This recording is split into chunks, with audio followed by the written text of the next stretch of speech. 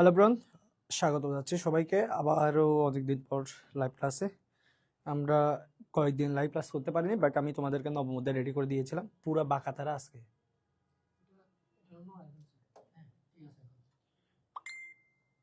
তো এটা আগে দেখে রাখবি না, পুরাই বাঁকাতারা হয়ে গেল রে। ফুল ঠিক কর, তোর কালে এটা একদম সবগুলো এক জায়গায় বোর্ডে ফেল, বোর্ডের নিচে করে ফেল। ওইদিকে উঁচা ছিল যে জন্য এইদিকে উঁচা করছি, এখন উঁচা করাতে ঠিক আছে। বরাবর আছে এখানে সে দেখতেছে, লাইভটা শেয়ার করছে। আচ্ছা, ঠিকঠাক শোনা যাচ্ছে কিন্তু সবাই একটু জানাবা।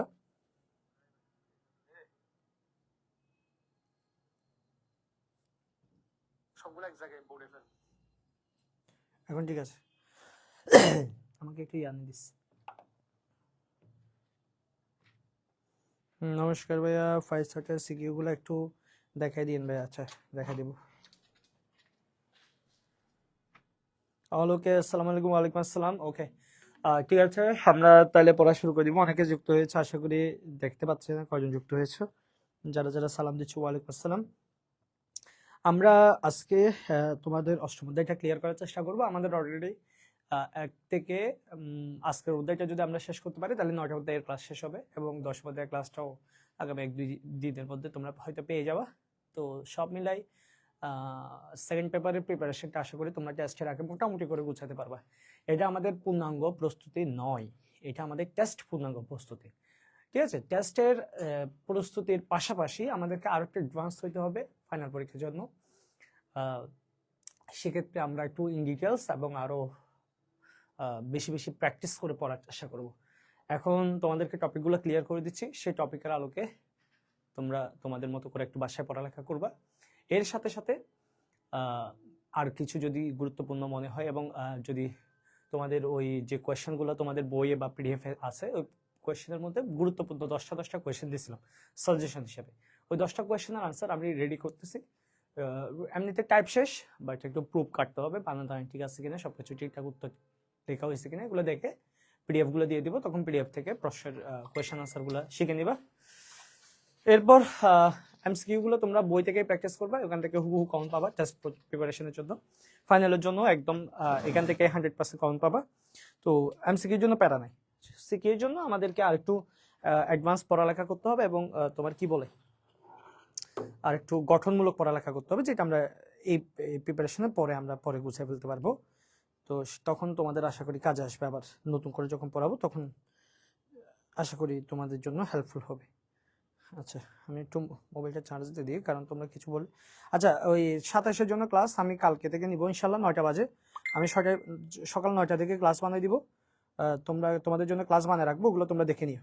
ঠিক আছে, এখন তোমাদের ভাইদের ফাইনাল পরীক্ষা, তো ওদের একটু আপাতত একটু কি করতে হবে, ওদেরকে আগে বাছাই, তারপর তোমাদেরকে বাছাবো ইনশাল্লাহ। তোমরা টেনশন করিও না, তোমাদেরকে কালকে থেকে ক্লাস দিব। আমি সকালে বানিয়ে রাখবো, তোমরা পরে রাতে দেখে নিও।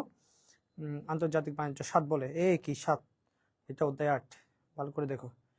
আল্লাহ আস্তাগফিরুল্লাহ, আমার মোবাইলে চার্জ হচ্ছে না তো।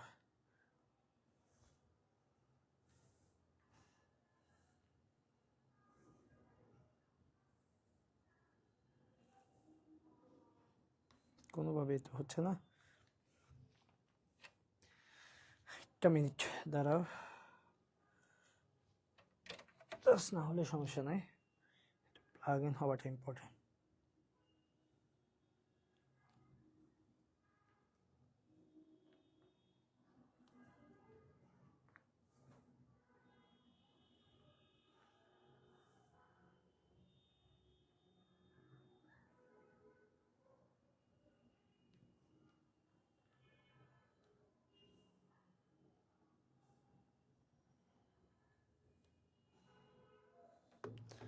কোনোভাবেই তো দিতে পারতেছে না, চার্জটা হচ্ছে না।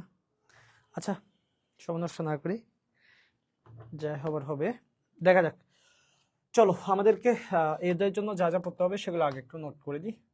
আমাদেরকে কি কি শিখতে হবে, যা যা শিখতে হবে সেগুলো আগে একটু বলে দিলে ভালো হয়, তাহলে আমাদের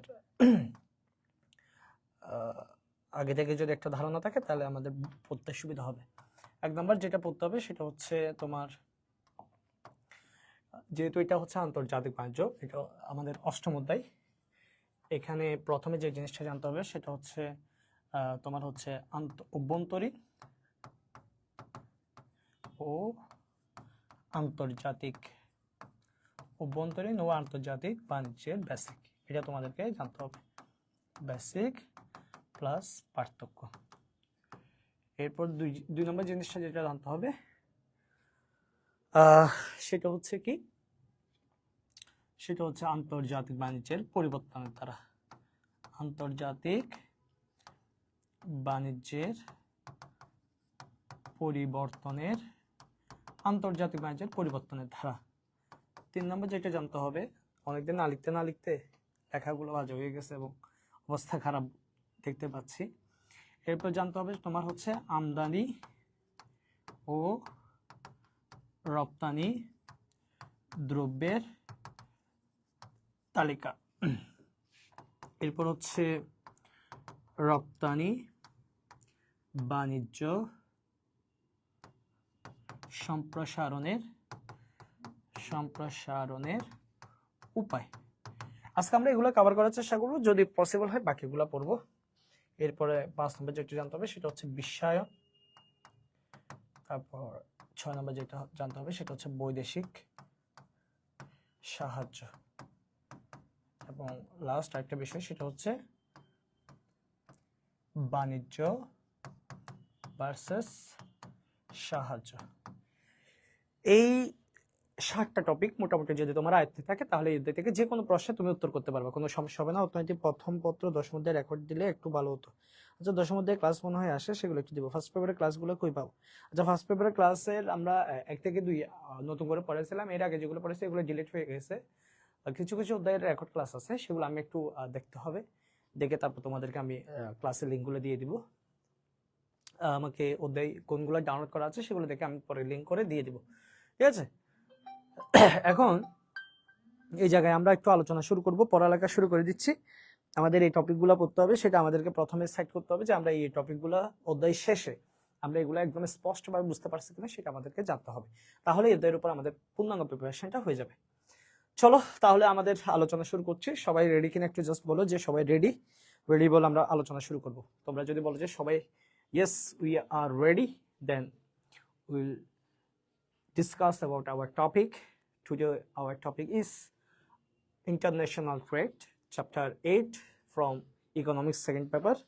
আপনারা সবাই প্রস্তুত কিনা এবং সবাই পড়ালেখার জন্য মন মানসিকতা ঠিকঠাক আছে কিনা সেটা একটু বলেন। রেডি কিনা সবাই? আসসালামু আলাইকুম। ওয়ালাইকুম আসসালাম। রেডি স্যার, আমাদের নাহিদা বলছে রেডি। আচ্ছা তোমরা যারা যারা বই নিছো, কারা কারা বই নিছো একটু বলিও তো আমাকে এখানে। যারা যারা বই নিছো একটু জানাই তো যে স্যার আমি নিয়েছি, এরকম করে জানাইও। এবং সবাই বইটা পাইছো কিনা সেটা একটু জানাইও। Okay ready.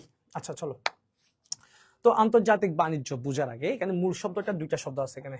একটা হচ্ছে আন্তর্জাতিক, দেখো এখানে 2টা শব্দ, একটা হচ্ছে আন্তর্জাতিক, একটা হচ্ছে বাণিজ্য। 2টা মিলে আবার একটা শব্দ হয়েছে, একটা কথা দাঁড়াইছে, সেটা হচ্ছে আন্তর্জাতিক বাণিজ্য। আমরা প্রথমে এই বাণিজ্যের সাইডটা নিয়ে আলোচনা করি, তারপর আন্তর্জাতিক বাণিজ্যের কথাটা বলবো। বাণিজ্য কথাটা নিয়ে আলোচনা করি।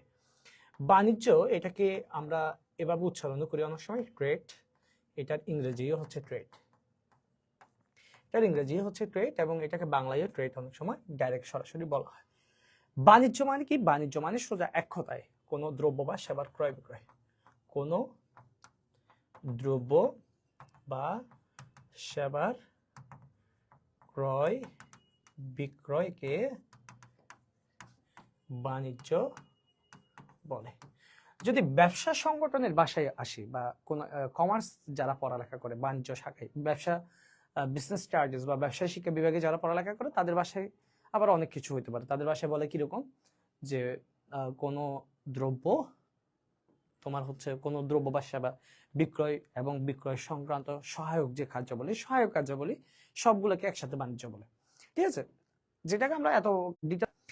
তো বাণিজ্যের আগে কিন্তু বাণিজ্যের বিষয়টা কিন্তু আগে ছিল না। প্রাচীনকালে এটা ছিল বিনিময়। কেমন? প্রাচীনকালে ছিল কি বলতো? বিনিময়। তো এই বিনিময় থেকে মূলত বাণিজ্যের ধারণাটা আসে।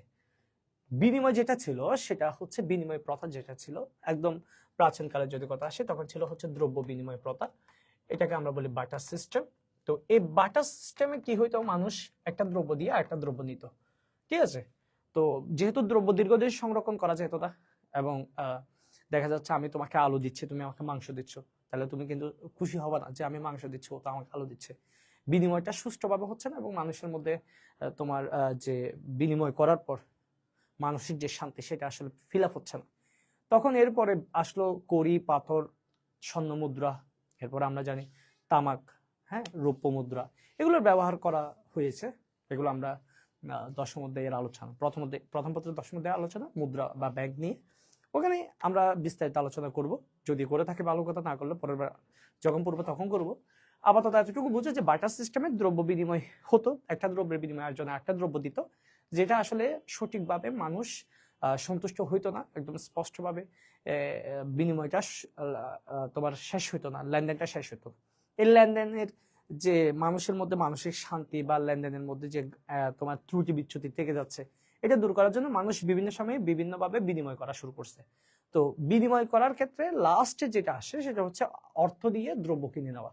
অর্থ দিয়ে দ্রব্য কিনে নেওয়া, এই ক্ষেত্রে একজনে কিনবে, একজনে ক্রয় করবে, এবং দ্রব্যটা আরেকজনে বিক্রি করবে। এই যে দ্রব্যের ক্রয় বিক্রয়টা যে হচ্ছে, এই দ্রব্যের ক্রয় বিক্রয় হচ্ছে বাণিজ্য। তো বাণিজ্যের কথাটা কেন আসছে, বা বিনিময় প্রথার বা কেন আসছে, বলা হচ্ছে কি, কোনো একজন ব্যক্তি সে সকল দ্রব্য উৎপাদনে পারদর্শী নয়। আমি একজন ব্যক্তি, আমি প্রত্যেকটা বিষয়ে পারদর্শী হব না, প্রত্যেকটা বিষয়ে আমি তোমাকে পড়াতে পারবো হয়তো, কিন্তু আমি তোমাকে স্পষ্টভাবে পূর্ণাঙ্গভাবে প্রস্তুত করতে পারবো না। কারণ একজন ব্যক্তি সব কিছুতে দক্ষ না হওয়াটাই স্বাভাবিক। যদি হয়ে থাকে সব্য চাষি, এরকম সব্য সাজে থাকে, সব্য সাচে, এরকম কি একটা শব্দ আছে যে সব পারে, এরকম যদি থেকে থাকে, এরকম ব্যতিক্রমধর্মী পৃথিবীতে দুই একটা মানুষ থাকতেই পারে, কোনো সমস্যা নেই। কিন্তু স্বাভাবিকভাবে একজন মানুষ সবকিছুতে পারদর্শী হবে না। আমি যদি ধান চাষে পারদর্শী হই, আরেকজনে কিন্তু গরু পালনে পারদর্শী হবে, ডেইরি ফার্ম এবং মুরগি পালন বা বড় বড় ব্যবসাতে আরেকজন পারদর্শী হবে, এক একজন এক এক বিষয়ে পারদর্শী। তো এই ক্ষেত্রে মনে করো আমি আলু উৎপাদনে পারদর্শী, তুমি চাল উৎপাদনে পারদর্শী। এখন আমি তো আলু উৎপাদনে পারদর্শী, মানে কি আমি আলু ভোগ করতে পারবো। এখন আমার কোনো কারণে যদি চাল ভোগ করতে ইচ্ছে হয়, আমাকে অবভিয়াসলি তোমার কাছে আলু বিক্রি করতে হবে, তোমার থেকে চালটা ক্রয় করতে হবে। এভাবে করে একজন আরেকজনের যে দ্রব্যটা তৈরি হয়, সেই দ্রব্যের উপযোগটা পাওয়ার জন্য, অর্থাৎ ভোগ করার জন্য মানুষের যখন আকাঙ্ক্ষা তৈরি হয়, তখন মূলত এই বিনিময়টা শুরু হয়েছে। আমি দেখতে পাচ্ছি আরেকজন মাংস খাচ্ছে, আমি শুধু ভাত খাচ্ছি, ভাতের সাথে আলু খাচ্ছি, তখন আমার ইচ্ছে হলো যে ও মাংস খাচ্ছে, এটা টেস্টটা কেমন, আমি একটু জানতে চাই। এই জন্য আমাকে ওকে আলু দিতে হবে, ওর থেকে মাংসটা নিতে হবে।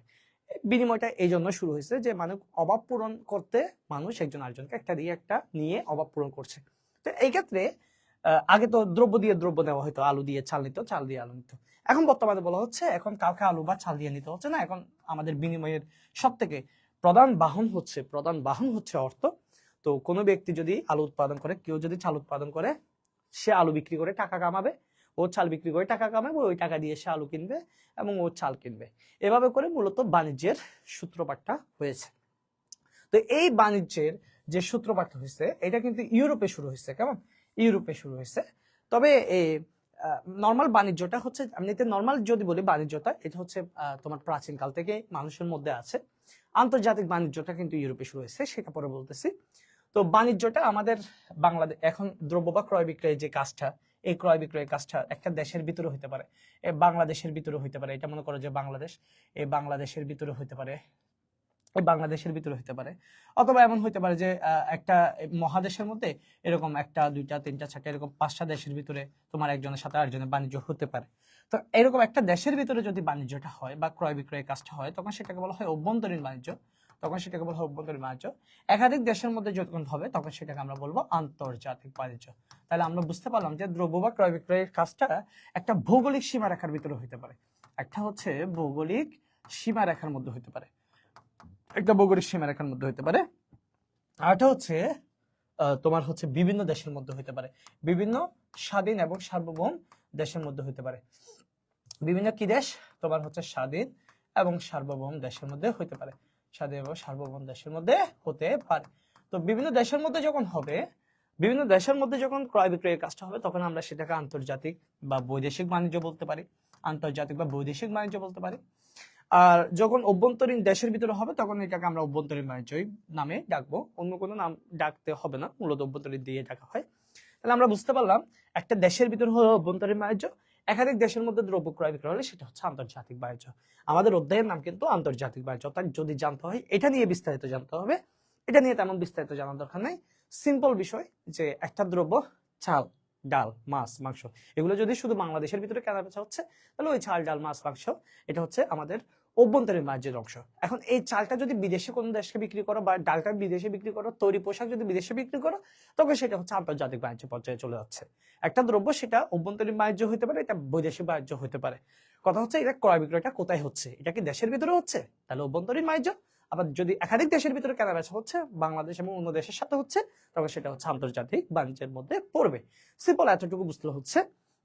অভ্যন্তরীণ বাণিজ্যের বেলা কি হচ্ছে, অভ্যন্তরীণ বাণিজ্যের বেলার মধ্যে একই সরকার, তোমার কি একই সরকার এবং একই কেন্দ্রীয় ব্যাংক, একই কেন্দ্রীয় ব্যাংক, একটাই তো কেন্দ্রীয় ব্যাংক থাকবে একটা দেশের ভিতরে, তাই না? এরপর হচ্ছে একই মুদ্রা, মানে বাংলাদেশে যদি তুমি কেনা বেচা করো তাহলে দেখা যাবে প্রত্যেকটা জায়গায় তোমার সেম একটা মুদ্রা দিয়ে, বাংলাদেশে তুমি যে আলাদা জায়গা আছে যেখানে যাও না কেন তোমার এই টাকা দিয়ে কেনা বেচা হচ্ছে, আবার ইন্ডিয়াতে গেলে প্রত্যেকটা জায়গায় রুপি দিয়ে কেনা বেচা হচ্ছে। এরকম একটা দুইটা দেশ আছে মনে হয়, ভিয়েতনাম নাকি কি একটা দেশ আছে যেখানে একাধিক মুদ্রার ব্যবহার আছে। ইউরোপের বিভিন্ন দেশের মধ্যে আবার বিভিন্ন মুদ্রার ব্যবহার আছে। তো সেক্ষেত্রে আমরা দেশের কথা চিন্তা করব, একটা দেশের ভিতরে যা কেনা বেচা হবে এটা একই মুদ্রা দিয়ে হবে এবং একই বাণিজ্য নীতি থাকবে। এটা হচ্ছে একই বাণিজ্য নীতি, অর্থাৎ এখানে যে সরকারের যে ব্যবস্থা সেটা সবার জন্য একই রকম থাকবে। একটা দেশের ভিতরে মনে করো চাল ডাল বিক্রি হবে, এখানে 5% 15% ব্যাট দিতে হবে, তাহলে সবগুলো বাংলাদেশের যে কোনো জায়গায় 15% ব্যাট কার্যকর থাকবে। কিন্তু বিদেশের সাথে যখন লেনদেন করতেছো সেখানে অন্য কিছু হতে পারে, ওই দেশ তোমার থেকে কত পার্সেন্ট চাচ্ছে সেটার উপর আলাদা হতে পারে। অর্থাৎ এখানে বাণিজ্য নীতি, নিয়ম নীতি, সোজা কথা নিয়ম নীতি, সরকারের সিস্টেম, কেন্দ্রীয় ব্যাংক, মুদ্রা, এগুলো সব একই হবে।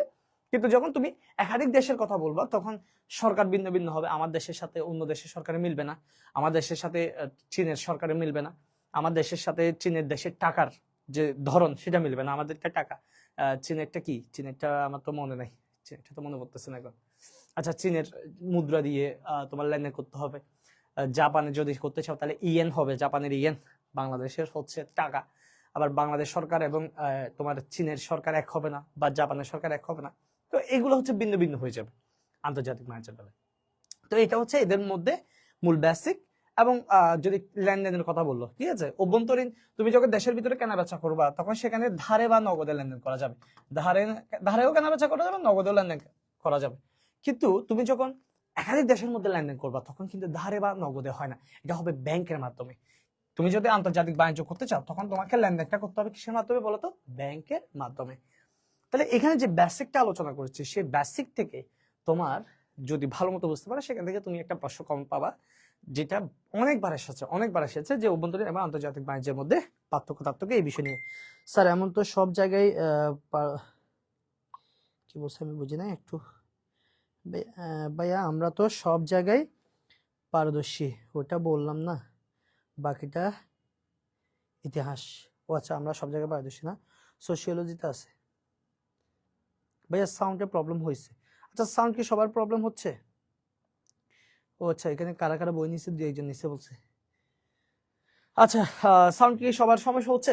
এই জায়গাটা বুঝতে পারছো কিনা বলতো? বুঝতে পারলে একটু ইয়েস লিখো তো। অভ্যন্তরীণ আর আন্তর্জাতিক বাণিজ্যের যে বিষয়টা বুঝালাম সেটা বুঝতে পারছো কিনা বলতো? এটা যদি বুঝতে পারো তাহলে আমরা এখান থেকে একটা জিনিস পড়ি। আমরা এই জায়গাটা একটু পড়ি, তারপর উপরের জায়গাটা পড়াচ্ছি। উপরের জায়গাটা একটু পড়ে বলতেছি, এই জায়গাটা একটু পড়াই দিচ্ছি। তারপরে এখান থেকে তোমরা মাস্ট সিকিউ পাবা। আমি আবার বলছি, এই জায়গা থেকে তুমি মাস্ট সিকিউ পাবা। দরকার হলে এখানে লিখে রাখো, এখান থেকে সিকিউ হয়। তো পরীক্ষায় এগুলো লিখে রাখলে কি হয় জানো? তুমি যখন পড়তে যাচ্ছ তখন তোমাকে মাথার মধ্যে একটা আলাদা করে তোমার মাথার মধ্যে একটা কথা হিট হচ্ছে যে এখান থেকে প্রশ্ন হয়, তার মানে আমাকে এটা গুরুত্ব দিয়ে পড়তে হবে। তো এই জায়গাটা তুমি মাথার মধ্যে রেখে পড়বা। স্যার ঠিক আছে, স্যার বুঝতে পারছি। ওকে, আসো আমরা এতক্ষণ যা বলছি এগুলো আছে কিনা দেখো। অভ্যন্তরীণ বাণিজ্য কাকে বলে বা ডোমেস্টিক ট্রেড কাকে বলে? এই যে দেখো, এগুলা জ্ঞানমূলক প্রশ্ন পরীক্ষায় আসে। তোমার জ্ঞানমূলক প্রশ্ন কি কি আসে সেগুলো ডাইরেক্ট দেওয়া আছে পাশাপাশি, এখান থেকে মুখস্থ করে ফেললেই হয়ে যায়। আর কষ্ট করে তোমাকে অন্য টেস্ট পেপার বা গাইড খুলতে হবে না, এটা দিয়ে হয়ে যাচ্ছে প্রিপারেশন। অভ্যন্তরীণ বাণিজ্য আর আন্তর্জাতিক বাণিজ্যের বেসিকটা একটু বলি। একই দেশে বিভিন্ন অঞ্চলের মধ্যে অথবা একই কেন্দ্রীয় ব্যাংকের আওতাধীন বিভিন্ন অঞ্চলের মধ্যে দ্রব্য বা সেবা বিনিময়ের লক্ষ্যে সংগঠিত বাণিজ্যকে অভ্যন্তরীণ বাণিজ্য বলে। একই জাতিভুক্ত মানুষের মধ্যে দ্রব্য বা সেবার বিনিময় সংক্রান্ত কার্যাবলী হচ্ছে অভ্যন্তরীণ বাণিজ্য। খুব সোজা কথা, এখান থেকে যে কোনো একটা শিখে রাখলে হচ্ছে। আমাকে এখানে সবগুলো মনে রাখতে হবে এরকম কোনো কথা নেই, যে কোনো একটা শিখলে হচ্ছে। এই জায়গাটা মুখস্থ রাখবো, আমাদের জ্ঞানমূলক পরীক্ষার জন্য এটা দিতে পারি, অথবা এখান থেকে একটা মুখস্থ করে বলতে পারি সমস্যা নেই। যেমন ঢাকা চট্টগ্রাম এদের মধ্যে কোনো বাণিজ্য হলে সেটা এরূপ বাণিজ্য একই মুদ্রা রাজস্ব নীতি দেশের প্রচলিত আইনের দ্বারা পরিচালিত হয়। এই জায়গাটা এমসিকিউ এর জন্য মনে রাখতে পারো, এখানে একটা দাগ দিয়ে রাখো। এরপর বিভিন্ন সার্বভৌম দেশের মধ্যে দ্রব্য বা সেবা বিনিময়ে নীতি আন্তর্জাতিক বাণিজ্যের নিয়ম কানুনের অধীনে পরিচালিত হবে। এখানে আন্তর্জাতিক বাণিজ্য হচ্ছে দুই বা ততোধিক সার্বভৌম দেশের মধ্যে দ্রব্য বা সেবা লেনদেন। এই কথাটা বলেছে কিন্ডাল ভার্জার, এটা হচ্ছে এমসিকিউতে আসে পরীক্ষায়। আন্তর্জাতিক বাণিজ্য সম্পর্কে এই কথাটা কে বলেছে, এটা পরীক্ষা এমসিকিউতে আসে। তো এই জায়গাগুলো আমি যেগুলো দাগ দিয়েছি সেগুলো তুমি মুখস্থ রাখতে পারলে কাজ শেষ। এখানে এটা জ্ঞানের জন্য, আর বাকিগুলো হচ্ছে এমসিকিউর জন্য, তুমি মনে রাখতে পারলে হয়ে যাচ্ছে। সোজা কথা, এখান থেকে সিকিউ হবে হবে হবে। তোমাকে সিকিউটার প্যাটার্নটা আমি তোমাকে একটু বলে দিচ্ছি। তোমাকে বললো আসিফ এবং জারিফ দুজন বন্ধু। আসিফ তার এলাকার যে তোমার শাকসবজি হয় সেটা ঢাকার বিভিন্ন বাজারে বিক্রি করে আসিফ, আর জারিফ হচ্ছে সৌদি আরব থেকে খেজুর এনে দেশের মধ্যে বিক্রি করে। তাহলে আসিফ সে তার গ্রামের সবজি ঢাকা শহর এবং বিভিন্ন অঞ্চলে বিক্রি করতেছে, তাহলে দেশের ভিতরে বিক্রি করতেছে, তার মানে তারটা হচ্ছে অভ্যন্তরীণ। আর জারিফ যেহেতু বিদেশ থেকে আনতেছে তাহলে তারটা হচ্ছে আন্তর্জাতিক। এরকম করে তোমাকে উদাহরণ দিবে। এবার গতে জিজ্ঞেস করবে আসিফের বাণিজ্য কোন ধরনের বা জারিফের বাণিজ্য কোন ধরনের, যে কোনো একজনের কথা বলবে কোন ধরনের সেটা জিজ্ঞেস করবে। তখন তুমি বললা যে আসিফের বাণিজ্য হচ্ছে এটা, এটা কাকে বলে দুই একটা লাইন এখান থেকে লিখলা। এরপর উদ্দীপকটা তুলে দিলা, তুলে দিয়ে বললা যে আমি এইগুলো দেখে বললাম যে এটা অভ্যন্তরীণ, বা এটা দেখে বললাম আন্তর্জাতিক। এভাবে করে বলে দিলা, 3 স্টেপে লিখে দিলা। চতুর্থ যে 4 নম্বরের জন্য প্রশ্ন যেটা হয়, 4 নম্বর প্রশ্ন, এটাতে তোমাকে জিজ্ঞেস করবে আসিফ এবং জারিফের বাণিজ্যের মধ্যে তুলনা করো বা পার্থক্য লিখো। তখন তুমি এখান থেকে তুমি তোমার মন মতো করে যে কোনো কয়েকটা পার্থক্য লিখে দিতে পারলে কাজ শেষ। এখান থেকে যে কোনো তোমার পছন্দ মতো কয়েকটা পার্থক্য তুমি লিখে দিতে পারলে কাজ শেষ। আমি তোমাকে কয়েকটা পার্থক্য দাগিয়ে দিচ্ছি, তুমি চাইলে এগুলো বেশি বেশি ইউজ করতে পারো। পার্থক্যের মধ্যে 8টা পার্থক্য মাস্ট মনে রাখবা। 8টা পার্থক্য মনে রাখতে হবে। 1 নম্বর সংজ্ঞা, 2 নম্বর ভৌগোলিক সীমা, 3 নম্বর হচ্ছে মুদ্রা ব্যবস্থা, এরপর হচ্ছে বাণিজ্য নীতি, এরপর উৎপাদনশীলতা মনে রাখতে পারো, এরপর হচ্ছে সরকারের নীতি। তাহলে কয়টা গেল? 1 2 3 4 5। তাহলে 1 2 4 5 6 এগুলো মনে রাখলা। কেমন? এগুলো মনে রাখার পর তোমার এখান থেকে আসো, এখান থেকে বলি একটু, এখান থেকে কয়েকটা বলি। তোমার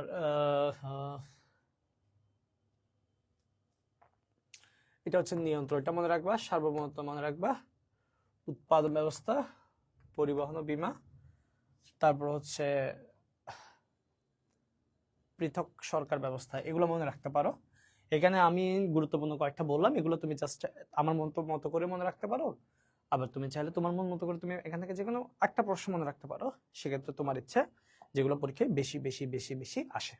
ঠিক আছে, তাহলে আমরা একটা টপিক শেষ করছি, এবং সেই টপিকটা হচ্ছে অভ্যন্তরীণ এবং আন্তর্জাতিক বাণিজ্যের বেসিক যে পার্ট, সেটা হচ্ছে আমরা এখান থেকে শেষ করলাম।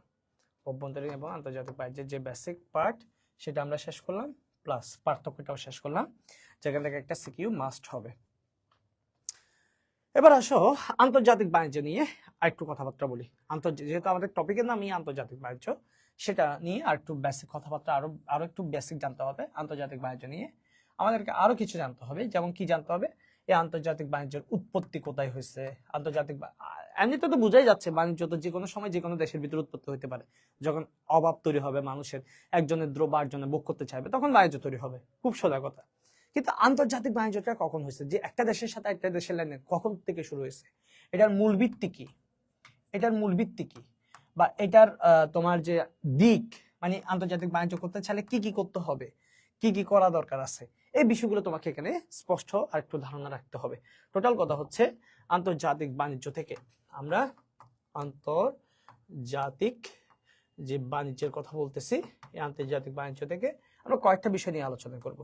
যেমন এটার উৎপত্তি কোথায় হয়েছে, এটার মূল ভিত্তি, কেন আন্তর্জাতিক বাণিজ্যটা আসলে তৈরি হয়েছে, এবং এটার দিক বা তোমার হচ্ছে যে এটার দিক কয়টা আছে বা কি কি করা দরকার আছে, বা এটার কোনো প্রকারভেদ আছে কিনা, সেগুলো নিয়ে আমরা একটু আলোচনা করব বেসিক পার্টটা নিয়ে। তো দেখো, আন্তর্জাতিক বাণিজ্যের উৎপত্তিটা কোথায় হয়েছে? এটার উৎপত্তি হয়েছে ইউরোপে। কোথায় বলো তো? উৎপত্তি কোথায় হয়েছে? এটার উৎপত্তি হয়েছে ইউরোপে। কেমন? এটার উৎপত্তি হয়েছে ইউরোপে। তো ইউরোপে তোমার ইউরোপ এবং আমেরিকা, শুধু ইউরোপ বললে হবে না, সেক্ষেত্রে আমরা বলতে পারি ইউরোপ এবং আমেরিকায় তোমার হচ্ছে এর উৎপত্তিটা হয়েছে। তো ইউরোপ এবং আমেরিকায় কি হইতো? ইউরোপ এবং আমেরিকার মধ্যে দাস ক্রয় করতো। এই দাসটা কে বিক্রয় করতো? দাস বিক্রয় করতো হচ্ছে আফ্রিকা। এই আফ্রিকা থেকে দাস মানে হচ্ছে কিছু মানুষ যারা খুব গরিব এবং অসহায়, যাদেরকে ইউরোপ আমেরিকাতে তোমার যারা বড় লোক আছে এবং তোমার ধনতান্ত্রিক ব্যক্তি ছিল, তারা হচ্ছে মানুষ কিনে এনে তাদের প্রয়োজনীয় যত ধরনের কাজ করানো দরকার সবগুলো কাজগুলো করাইতো। তো এই দাস বিক্রয় করতে হচ্ছে আফ্রিকা। এই আফ্রিকা থেকে দাস যে ক্রয় বিক্রয়, এই দাস ক্রয় বিক্রয়ের মাধ্যমে ইউরোপ এবং আমেরিকার মধ্যে এই আন্তর্জাতিক বাণিজ্যটা তৈরি হয়েছে। তার মানে আন্তর্জাতিক বাণিজ্যের যে উৎপত্তিটা সেটা তৈরি হয়েছে ইউরোপ এবং আমেরিকায়। কোথায় থেকে? আফ্রিকা থেকে। কি কেনার বেচার মাধ্যমে? দাস ক্রয় বিক্রয়ের মাধ্যমে। ঠিক আছে, মানুষ কেনা বেচা দিয়ে কিন্তু আন্তর্জাতিক বাণিজ্য। আগে কিন্তু মানুষ দ্রব্য কিনতো না, প্রথম হচ্ছে মানুষ কেনা বেচা শুরু করছে। তো মানুষ তো আর আজীবন তোমার কি হিসেবে ছিল না, দাস হিসেবে ছিল না। মানুষ একসময় বুঝতে পারলো যে না, আমরা এরকম, মানুষ কেন আমাদেরকে কিনবে? কেমন? মানুষ তো আর আগে বুঝতো না, সভ্যতা তেমন একটা বিবর্তন হয় না। এই জন্য মানুষ তার অজ্ঞতার কারণে দেখা যেত একজনের অধীনে থাকতো, দাস হিসেবে কাজ করতো।